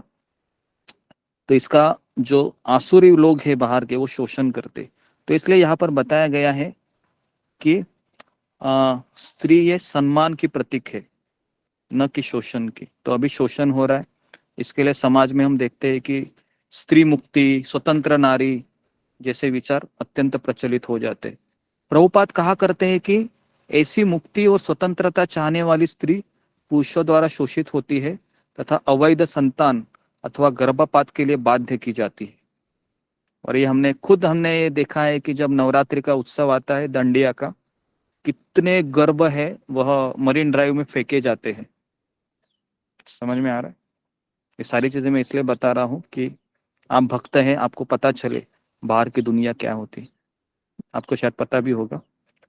तो इस तरीके से श्रील प्रभुपाद कहते हैं कि स्वतंत्रता जो स्त्री को मिलती है तब शोषण ही होता है और कुछ होता नहीं है, क्योंकि शास्त्र कहता है स्त्री को हर अवस्था में पुरुष के अधीन होनी चाहिए। लेकिन समस्या भी ये हो रही है कि जिसके शरण में हम जा रहे हैं वही शोषण कर रहे हैं। बराबर है? ऐसा भी होता है कि जिसका हम शरण लिए हैं वही शोषण हो रहा है, क्या करे अभी, है ना। तो इस तरीके की परिस्थिति अभी आ रही है। तो इसके लिए स्त्री को कृष्ण भावना में एजुकेट करना चाहिए, है ना। तो इसलिए मैं यहाँ पर एक तरीके से आपको एजुकेट कर रहा हूँ, प्रशिक्षित कर रहा हूँ, किस तरह से हमें, एक स्त्री है, पुरुष है, कोई भी योनि का ही क्यों ना हो, लेकिन स्त्री के लिए बहुत ज्यादा जरूरी है कि किसी न किसी के निर्देशन में कार्य करना बहुत जरूरी है। खास करके स्त्री के लिए बोल रहा हूँ। पुरुष के लिए, पुरुष के पास विवेक शक्ति होती है, वह डिसीजन ले सकता है, लेकिन स्त्री डिसीजन नहीं ले सकती। ओके, इस तरीके से आपने देखा है जो स्त्री माता पिता के अनुसार विवाह करती है ना, तो उसका विवाह टिकता है। और जो स्त्री अपने डिसीजन से शादी करती है, उसका विवाह, उसका तो पति होने वाला रहता है ना, इतना शोषण करता है। मुझे इतना हरे कृष्ण के फोन आते हैं, मैक्सिमम फोन यही रहते हैं कि हमने लव मैरिज किया, अभी ये मेरा गला दबा रहा है, शोषण कर रहा है, मैं क्या करूं, इस तरीके के। इसलिए स्त्री को हमेशा निर्भर होना चाहिए ऐसे व्यक्ति के ऊपर, है ना, जो हमें मार्गदर्शन कर सके किसी भी चीज के लिए। अगर आपका पति अभक्त है तो फिर भी आप, अगर वह मॉरल चीजें बता रहा है तो सुनना चाहिए, लेकिन एबनॉर्मल चीजें बता रहा है, थोड़ा सा रुक के कंसर्न करना चाहिए क्या क्या सही है या गलत है। ओके। उसके बाद श्रील प्रभुपाद कहते हैं कि स्त्री का सबसे बड़ा आभूषण है लज्जा और पुरुष का सबसे बड़ा आभूषण है, कौन मुझे बताएगा यहाँ पर? हाँ, पुरुष का सबसे बड़ा आभूषण क्या है जी? पुरुष ही बताए तो अच्छा रहेगा जी। पुरुष का सबसे विवेक। बड़ा आभूषण क्या है? विवेक। नहीं, विवेक भी नहीं है। जिनके विवेक के लिए सम्मान सम्मान बड़े का मान सम्मान सम्मान मान गुस्सा, सम्मान। सहनशीलता। सहनशीलता गुरुजी। मैं ये बता रहा हूँ, गुण बता रहा हूँ मैं, मतलब जो उसका मेन, उसका जो ये है, मतलब जिसको उससे शक्ति मिलती है। स्त्री को लज्जा से शक्ति मिलती है। अगर वो लज्जा को अच्छे से अपने आप को विकसित करती है, लज्जा को अच्छे से बनाए रखती है, तो फिर उसको बहुत मान सम्मान मिलता है। उसी तरह से एक पुरुष का होता है, मैंने बताया नहीं अभी तक, पहली बार बता रहा हूँ, नहीं, ब्रह्मचर्य। ठीक है, पुरुष को ब्रह्मचारी अगर पुरुष करता है ना, तो फिर वह सक्सेसफुल होता है जीवन में। और स्त्री अगर लज्जा को बचाती रखती है तो वो भी सक्सेसफुल रहती है। लेकिन अभी दोनों साइड में ब्रह्मचारी मतलब कैसा? ब्रह्मचार्य मतलब अपनी पत्नी के अलावा और किसी से वो संबंध नहीं रखता है, और पत्नी से भी वह केवल बच्चों के उत्पन्न करने के लिए संबंध रखता है। ऐसा नहीं कि जानवर की तरह, यंत्र की तरह इस्तेमाल नहीं करता है। तो ये सबसे डेंजरस है। उससे पत्नी का भी शोषण होता है, पति का भी शोषण होता है, और ऐसा दाम्पत्य कभी भक्ति नहीं कर सकता। अगर वो करना भी चाहेगा ना, फ्रस्ट्रेट होगा, वो बोलेगा कि क्या हो रहा है मेरे जीवन में, सब पूरा माइंड डिस्टर्ब होगा। एक बार आपने वो चीज किया, 100% माइंड आपका डिस्टर्ब होना ही है, क्योंकि भगवान ने ये बनाया ही ऐसे है। अगर क्योंकि उस कार्य में हमारा बहुत अनर्थ अंदर आ जाते, बहुत अनर्थ आ जाते, और उसका जो इम्पैक्ट रहता है, इम्पैक्ट हमारे माइंड के ऊपर बहुत भारी रहता है। वो उससे छूटने के लिए फिर है ना बहुत समय लगता है, 15 दिन, 20 दिन, 25 दिन अच्छे से माला करनी पड़ती है। तो उसके लिए मैं सबसे कह रहा हूँ, इसका सबसे बड़ा कारण है हमारा जीभ, टंग। जितना आप टंग को अच्छा चीज दोगे ना, उतना ये आपको परेशान करेगा। तो इसके लिए सिंपल फूड का मैंने क्यों आपको बता रहा हूँ, सात्विक फूड खाना। क्योंकि अगर हम मसाले, मिर्च, मीठा, तीखा, चटपटा खाएंगे ना, तो हमारे सेंसेस है वो एक्टिव हो जाते हैं, और फिर हमको वह दबोच लेते हैं। फिर हम चाह कर भी कुछ नहीं कर सकते, हम अधीन हो जाते हैं। फिर ये सब काम वासना, उसके बाद लोभ, गुस्सा, सारा चीज आ जाता है भक्ति में। तो इसके लिए हो सके उतना अपना खाना खुद ही बनाइए, सात्विक जितना हो सके। घी में बनाइए, तेल भी अगर यूज मत कीजिए, तेल का भी उसमें भी कुछ रहता है। तेल भी आप अच्छे तेल इस्तेमाल कीजिए, है ना, जो अच्छे है ना। या जिस तरह से ये सिंगदाने, मूंगफली का ऑयल वगैरह, है ना, सोयाबीन ऑयल वगैरह बिल्कुल इस्तेमाल मत कीजिए, उसमें बहुत प्रोटीन होते हैं। उसमें भी सारी चीज़ें, उसमें एक बार मैं आपको बताऊंगा खाने के लिए भी किस तरह से, उसके ऊपर भी सेमिनार लेना पड़ेगा लगता है, क्योंकि बहुत ज़रूरी है। क्योंकि टंग अगर सरसों का कंट्रोल में तेल नहीं है, गुरुजी, उससे जल्दी ले लेना गुरुजी, उससे ही जल्दी ले सरसों का लेना। तेल करेगा। अभी आप मुझे लिस्ट मत बताया करो, ठीक है, मुझे पता है अब लिस्ट खड़ी रहती। हाँ, सब बताएंगे आपको। मुझे लगता है कि एक्चुअली हमारा भगवत गीता का सेशन है, लेकिन ठीक है, ये बहुत ज़रूरी है सारी चीज़ें। क्योंकि हमको गीता भी हम तभी अपने जीवन में उतार सकते हैं जब हम इन चीज़ों के ऊपर ध्यान देंगे। तो इस तरीके से प्रभुपाद कहते हैं, हम स्त्री पुरुष दोनों को समान रूप से कृष्ण भावना देते हैं, परंतु पुरुषों द्वारा शोषित होने से बचाने के लिए हम स्त्री को यही शिक्षा देते हैं कि आप विवाह करो और अपना घर बसा लो। लेकिन अगर स्त्री विवाह करने के पश्चात भी अगर उसको, है ना, 4 नियम का पालन नहीं करना पड़ता है ना, तो फिर समस्या हो जाती है ना। तो इसलिए कोई भी स्पॉज है, अगर आप चुनना चाहते हो, अगर आपके पास अधिकार है, तो आप ऐसा स्पॉज चुनिए, हस्बैंड चुनिए जो कृष्ण भावना में है। कृष्ण भावना में नहीं है तो मिनिमम एटलीस्ट वह मांसाहार नहीं करना चाहिए, नशा नहीं करना चाहिए, और कोई गलत ऐसा ये नहीं होना चाहिए। लेकिन मैं दावे के साथ कहता हूँ, अगर कोई कृष्ण भक्त नहीं है ना, तो अच्छा ब्राह्मण भी नहीं बन सकता। वह कहीं ना कहीं उसका चक्कर चलता ही रहता है पुरुष का। तो ये भी देखा गया है। तो अभी मैं 5 मिनट में पति के कर्तव्य, मुझे ऐसा लगा कि होगा नहीं, तो मैं यहाँ पर ही रुक जाता हूँ, क्योंकि बहुत बड़ी चीजें हैं। तो कैसा लगा आपको ये सेशन? समझ में आया आपको? बहुत अच्छा लगा गुरुजी, बहुत अच्छा लगा गुरुजी, बहुत जी अच्छा जी गुरुजी। बहुत अच्छा लगा गुरुजी। दैनिक जीवन में एकदम अनिवार्य चीजें थी, बताएं आपने आज की क्लास में। गुरुजी बहुत देर से पता चला, बहुत अच्छा लगा। आज का क्लास बहुत अच्छा गुरुजी आज का क्लास बहुत अच्छा था गुरुजी। हरे कृष्णा। जी जी। हरे तो कृष्ण कल भी जी हम गुरुजी। इसी टॉपिक को कंटिन्यू करते हैं। कल हम आपको पति के कर्तव्य और पत्नी के कर्तव्य बताते हैं, जो हमारे लिए बहुत जरूरी है। खास करके अभी मैंने केवल एक गृहस्थ आश्रम का ढांचा मैंने बताया, एक चीज मैंने बताया बाहरी तरीके से कैसे होना चाहिए, क्या नहीं करना चाहिए, सारा चीज मैं बताऊं, एकदम डीप में जाके बता रहा हूँ, क्योंकि काफी सारी चीजें हैं, बोलना भी थोड़ा सा अजीब लगता है, लेकिन उस चीजों के ऊपर हमारा भक्ति निर्भर होता है, इसके लिए ये चीजें बताने पड़ रही हैं। ओके, तो एक बताना, एक बात कहनी थी।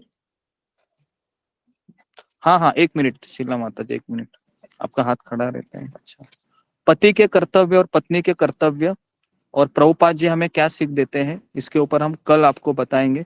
कल एकादशी है, तो मेरा सबसे अनुरोध है कल सुबह जल्दी उठकर जपा में आइए, जितने भी भक्त हैं, है ना। और कल हम पत्नी के कर्तव्य, पति के कर्तव्य और पुरुष का मनोविज्ञान और जो 6 नियम है ना, कि पति पत्नी ने क्या, कौन सी बातें नहीं करनी चाहिए, कौन सी बातें करनी चाहिए, ये भी मैं आपको बताऊंगा। मैंने एक में 2 डायलॉग लूंगा, जिस तरह से जो घर में पति पत्नी के डायलॉग होते हैं, है ना, अगर पति भक्त है पत्नी नहीं है, ये डायलॉग भी हम एक सिनेरियो भी लेंगे आपको, ताकि आपको कुछ पता चल सके, है ना, कि इसकी कहानी भी मेरे से मिलती जुलती है, इस तरीके से। ठीक है, तो मैं यहाँ पर रुकता हूँ, तो कुछ 15 मिनट में प्रश्न के लिए रखता हूँ, 4:15 तक मैं प्रश्न लेता हूँ, उसके बाद फिर हम एग्जिट करेंगे। ओके, तो किसके प्रश्न है? प्रश्न तो बहुत ज्यादा है। जिसने प्रश्न उठाया है, मेरा अनुरोध है कल का लेक्चर भी आप सुनिए। अगर कल कोई आया नहीं रहेगा तो, है ना, तो फिर आप हाथ फिंगर को मत रेज कीजिए, क्योंकि ये सत्र है, एक पाठशाला की तरह है। कोई अगर आप लेक्चर मिस करोगे तो इसमें आपका ही नुकसान होगा।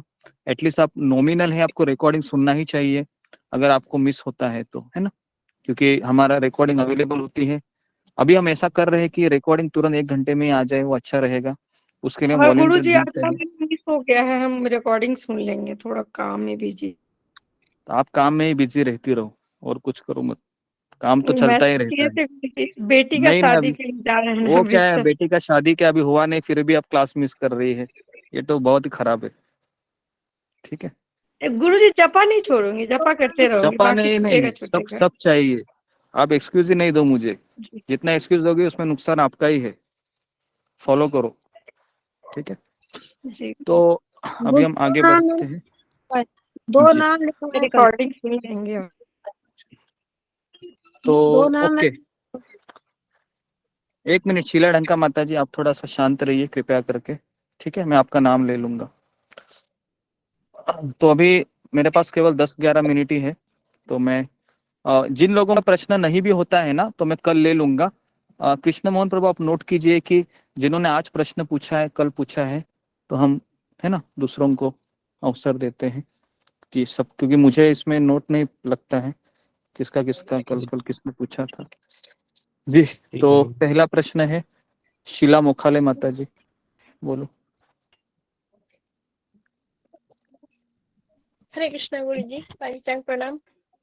गुरुजी, जैसा आपने बोला था ना कि जो निसंतान लोग होते हैं उनको इतना टेंशन नहीं लेना चाहिए, भगवान के भक्त, अगर हस्बैंड भक्त नहीं है तो वो उस चीज को नहीं समझते, तो फिर क्या करना चाहिए? घर में बहुत प्रेशर होता है कि बच्चा नहीं हो रहा है, जी जी लड़ाई झगड़े होते हैं, तो इस कंडीशन में क्या करना चाहिए?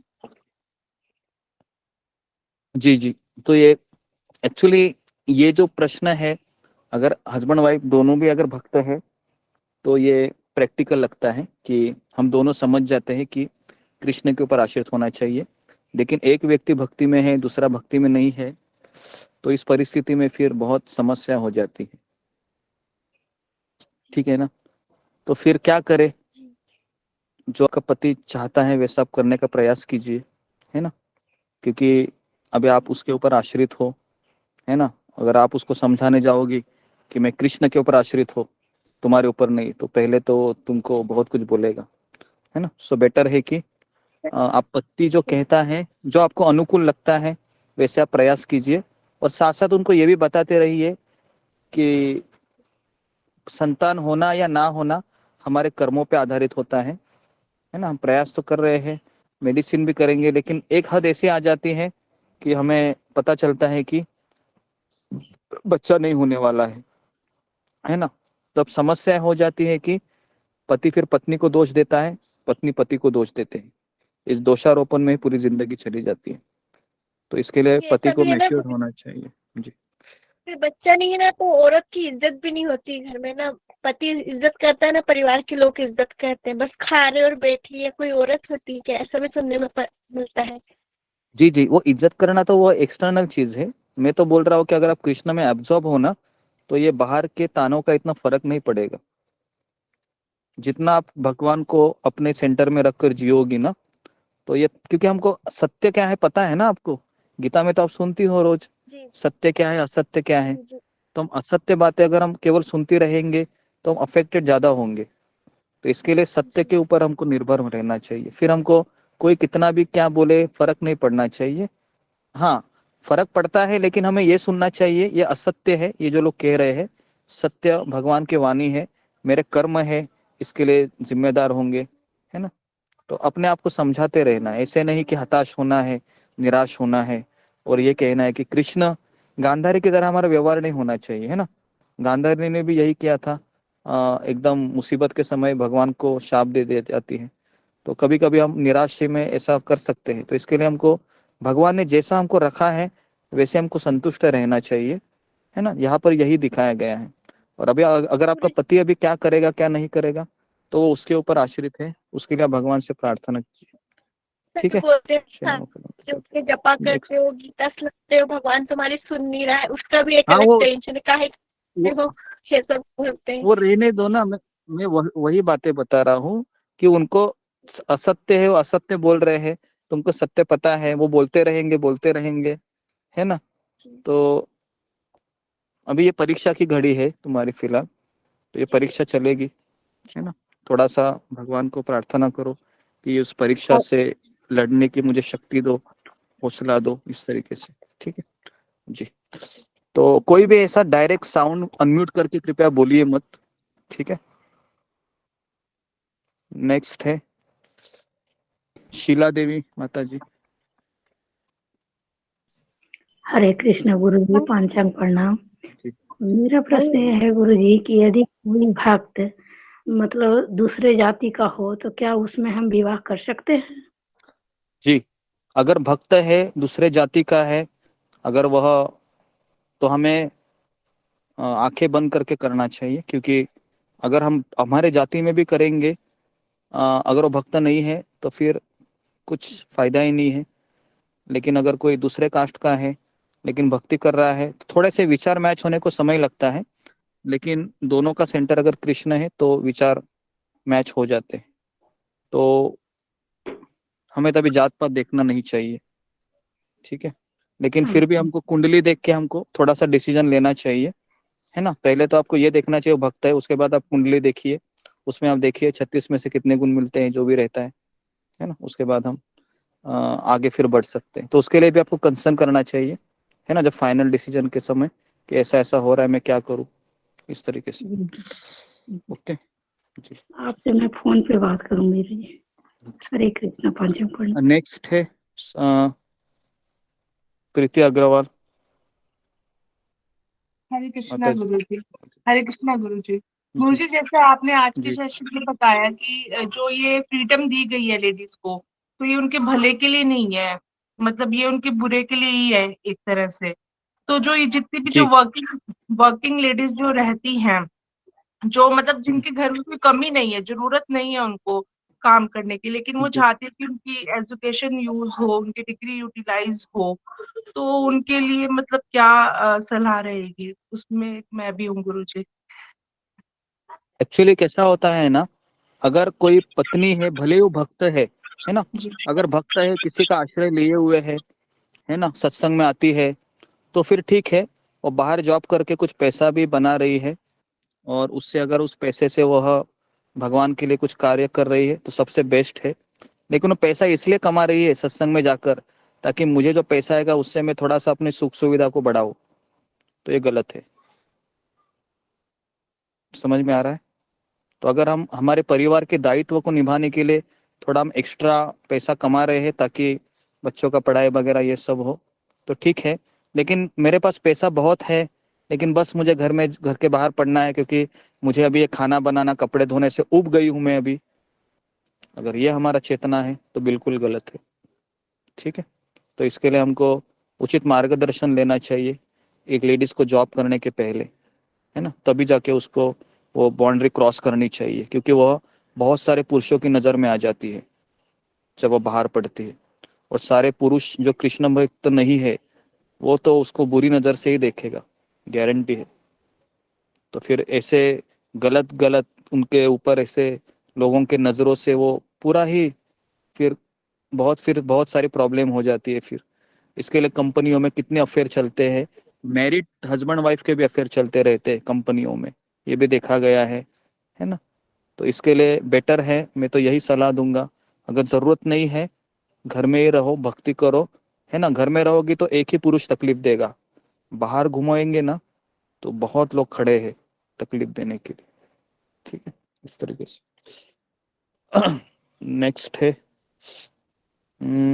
चलो आखिरी क्वेश्चन, सुपर्ण दास माता जी। हरे कृष्णा गुरु जी, प्रणाम। गुरु जी, मेरा एक क्वेश्चन था कि एक्चुअली एकादशी में थोड़ा प्रॉब्लम ये हो रहा है कि मैं एकदम निर्जला रहती हूँ, तो घर वाले बोल रहे हैं कि क्या खा सकते हैं। एक्चुअली डॉक्टर ने मुझे दूध पीने के लिए मना किया गया है और साबूदाने से मेरा एसिड होता है। गुरु जी ये बहुत क्या करें इसका? पर्सनल क्वेश्चन है सुपर्णा होते, तब मेरे से बाद में बात करो, ठीक है। ठीक है गुरु तो जी। आज के टॉपिक के ऊपर आपको पूछना है जी। सुधा गुप्ता माता जी। हरे कृष्णा गुरु जी, पंचांग प्रणाम, सभी भक्तों को पंचांग।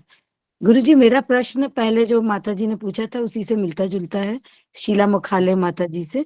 ठीक है, ये भी पर्सनल क्वेश्चन हो जाता है बहुत, अगर आप आपके परिवार के बारे में बोल रहे हैं जी, मैं बाद में फोन से ही पूछूंगी जी आपसे। डायरेक्टली बात कीजिए। उसके बाद प्रियंका वाघमारे। हरे कृष्णा गुरु जी, दोनों हस्बैंड वाइफ एक साथ काम कर सकते हैं ना? क्या हुआ? दोनों हस्बैंड पति पत्नी एक साथ काम करू शकतात ना? हाँ, काम कर सकते हैं ना हस्बैंड वाइफ। हमारे यहाँ पर तो कितने हस्बैंड वाइफ एक साथ ही काम करते, गोवर्धन इको विलेज में महाराज की सेवा कर रहे हैं, पैसे भी कमा रहे हैं और दोनों हस्बैंड वाइफ एक साथ काम करते हैं। लेकिन एक साथ काम करते वो दोनों उब जाते एक दूसरे से। कंपनी में भी चेहरा देखो, घर में भी चेहरा देखो, इसी का चेहरा घूमते रहता है ना। तो थोड़ा उस समय तो उसके लिए फिर महीने में या 15 दिन में ब्रेक लेना चाहिए थोड़ा सा, आप है ना इसी जगह पर किसी के साथ अपने चले जाओ। नहीं तो मुझे लगता है कि सत्संग में सब कुछ मिल रहा है ना, तो कहीं जाने की और जरूरत नहीं है। दूसरी बात गुरु जी, और मेरे पति है ना, वो घूमने को उनको बहुत अच्छा लगता है, मुझे नहीं लगता है। और हमारा 30% उनका 30% जाने का प्लान था, मेरा इच्छा नहीं थी। नहीं ऐसा नहीं करना चाहिए, आपको जाना चाहिए, है ना। लेकिन जाने के बाद भी उनको ये बताना चाहिए मैं कहाँ जाऊंगी कहाँ नहीं जाऊंगी, ठीक है। ऐसे चीजों पे ऐसे जगह नहीं जाना चाहिए जिससे हमारी चेतना दूषित हो, है ना। और उनको बताना चाहिए कि थोड़ा उनको जिसके पति भक्त नहीं है तो पत्नी को थोड़ा अपने आप को थोड़ा सा ये होना चाहिए। लेकिन इसका ये मतलब नहीं कि सत्संग छोड़कर जाए, शाम को आप थोड़ा सा जा सकते हो, है ना, आधा घंटा 1 घंटा घूमने के लिए कई जाते हैं। हमने देखा है कितने हस्बैंड वाइफ है वो थोड़ा सा खाना खाने के बाद थोड़ा सा 15-20 मिनट नीचे जाके घूम के आ जाते हैं, है ना। मेरे पति माला करते हैं रोज, 1-2 माला करते हैं जी, माला करते हैं तो भक्त है, फिर आप जाइए उनके और साथ, ठीक है ना जी। हरे कृष्णा जी, हरे कृष्णा। उसके बाद हो गया, ठीक है। आखिरी क्वेश्चन लेते हैं, नेहा तिवारी माता जी।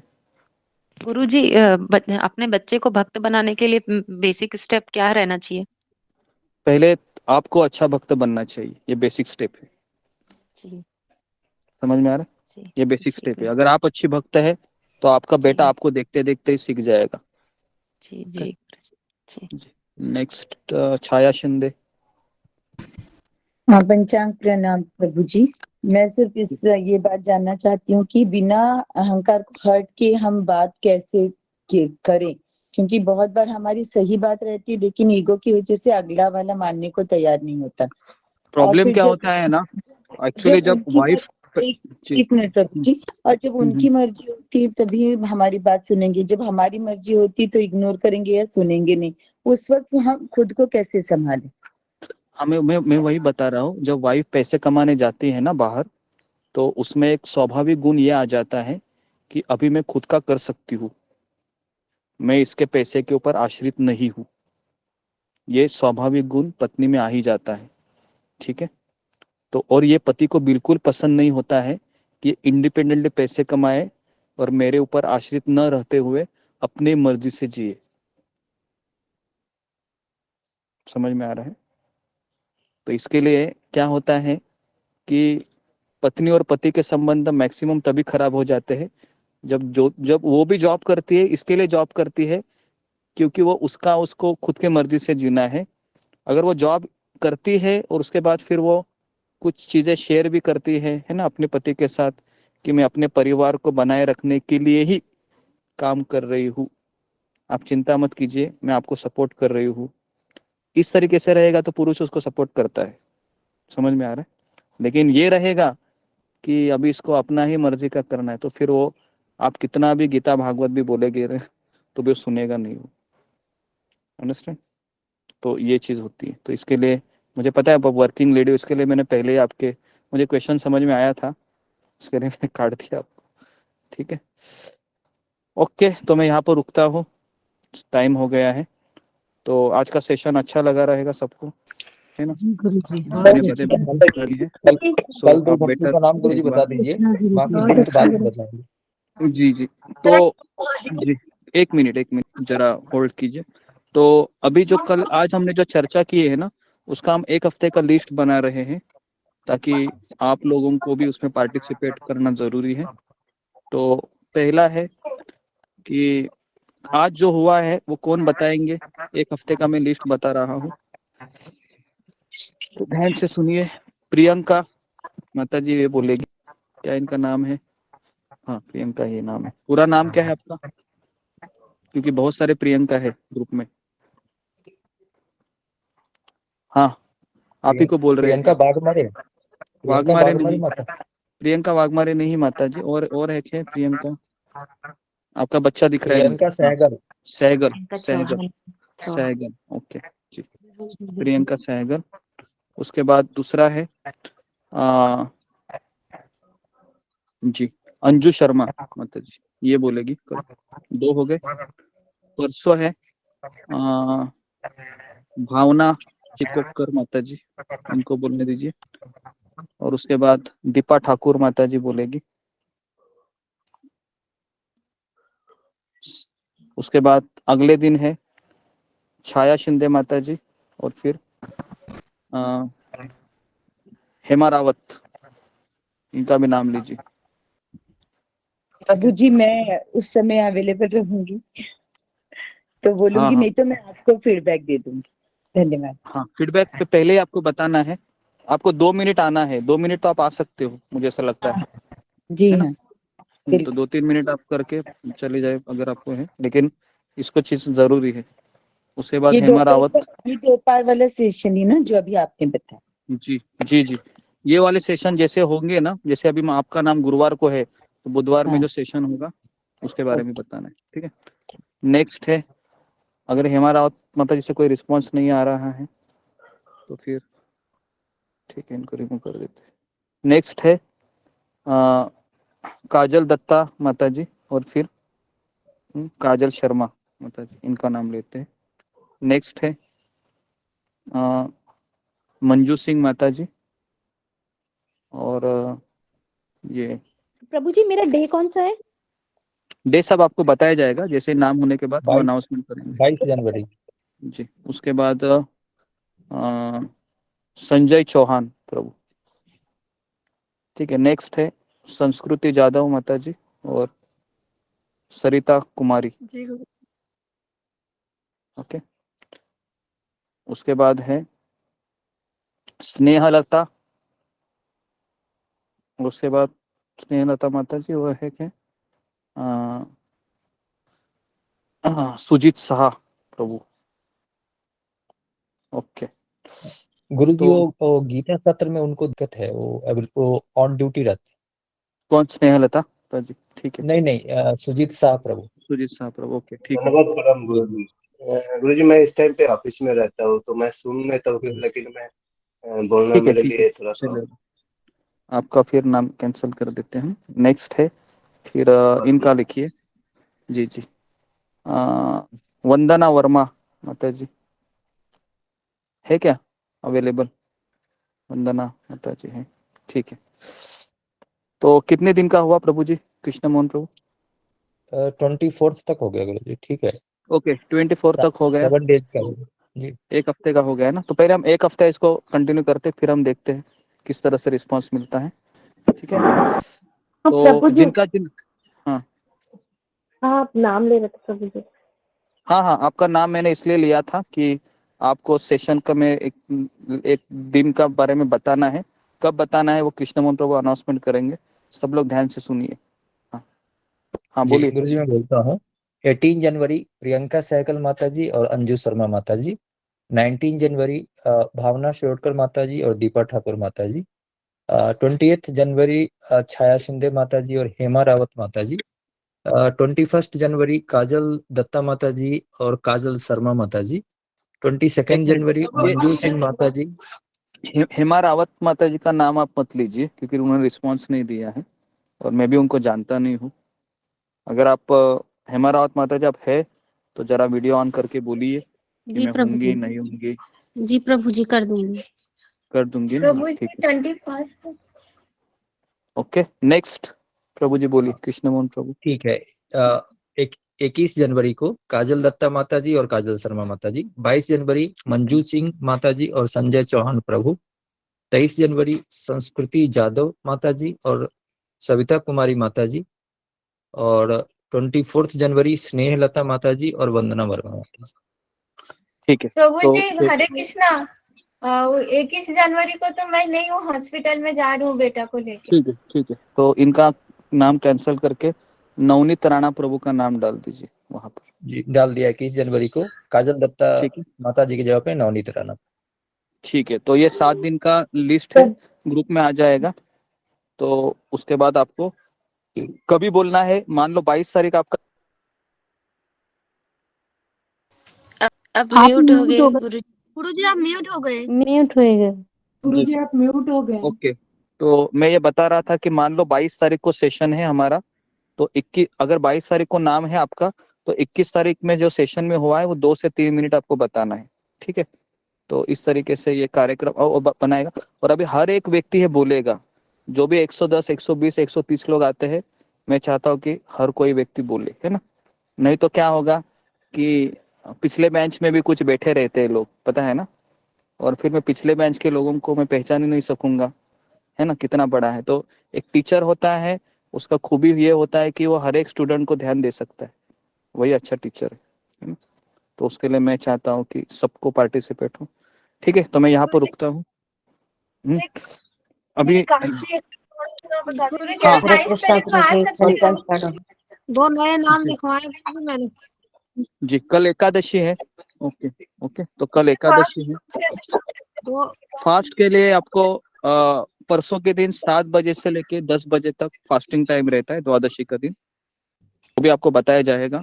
तो कल एकादशी है, एकादशी के दिन कंपलसरी सुबह जल्दी उठना है, तो इसके लिए आप इसको मिस मत कीजिए किसी भी हालत में। आप 4 बजे एक दिन, आपको 15 दिन में एक दिन तो उठना ही है। जो लोग नहीं उठ रहे हैं और जो लोग डेली उठ रहे हैं उस दिन थोड़ा सा आधा घंटा जल्दी आ जाइए। हमारा सेशन 3 बजे ही कल शुरू होगा, अर्ली मॉर्निंग में।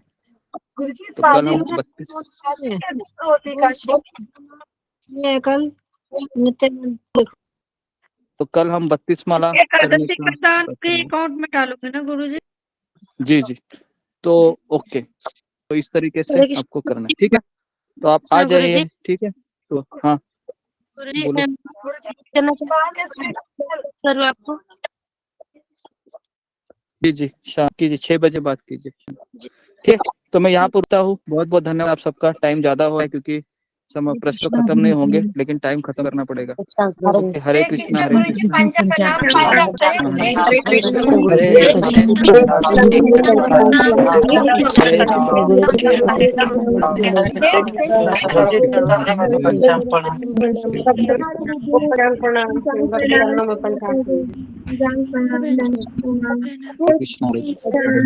सभी भक्तों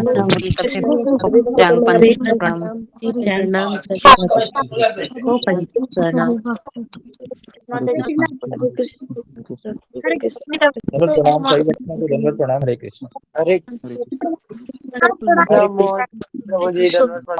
हरे कृष्ण कृष्ण मानो प्रभु जी पंचम प्रणाम। दंडवत प्रणाम। हरे कृष्ण। प्रणाम हरे कृष्ण प्रभु जी पंचम प्रणाम। प्रभु जी पंचम प्रणाम। हरे कृष्ण क्षमा माता जी पंचम प्रणाम। हरे पंचम प्रणाम माता जी। कृष्ण हरे कृष्ण मित्र माता जी पंचम प्रणाम। हरे कृष्ण जय प्रभु जी पंचम प्रणाम।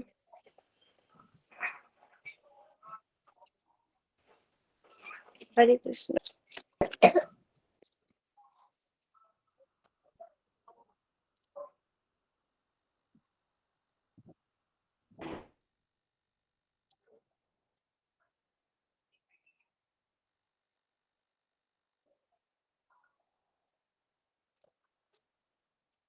हरे कृष्णा सभी भक्तों के चरण में प्रणाम। हरे कृष्णा सब प्रभु के चरण में प्रणाम।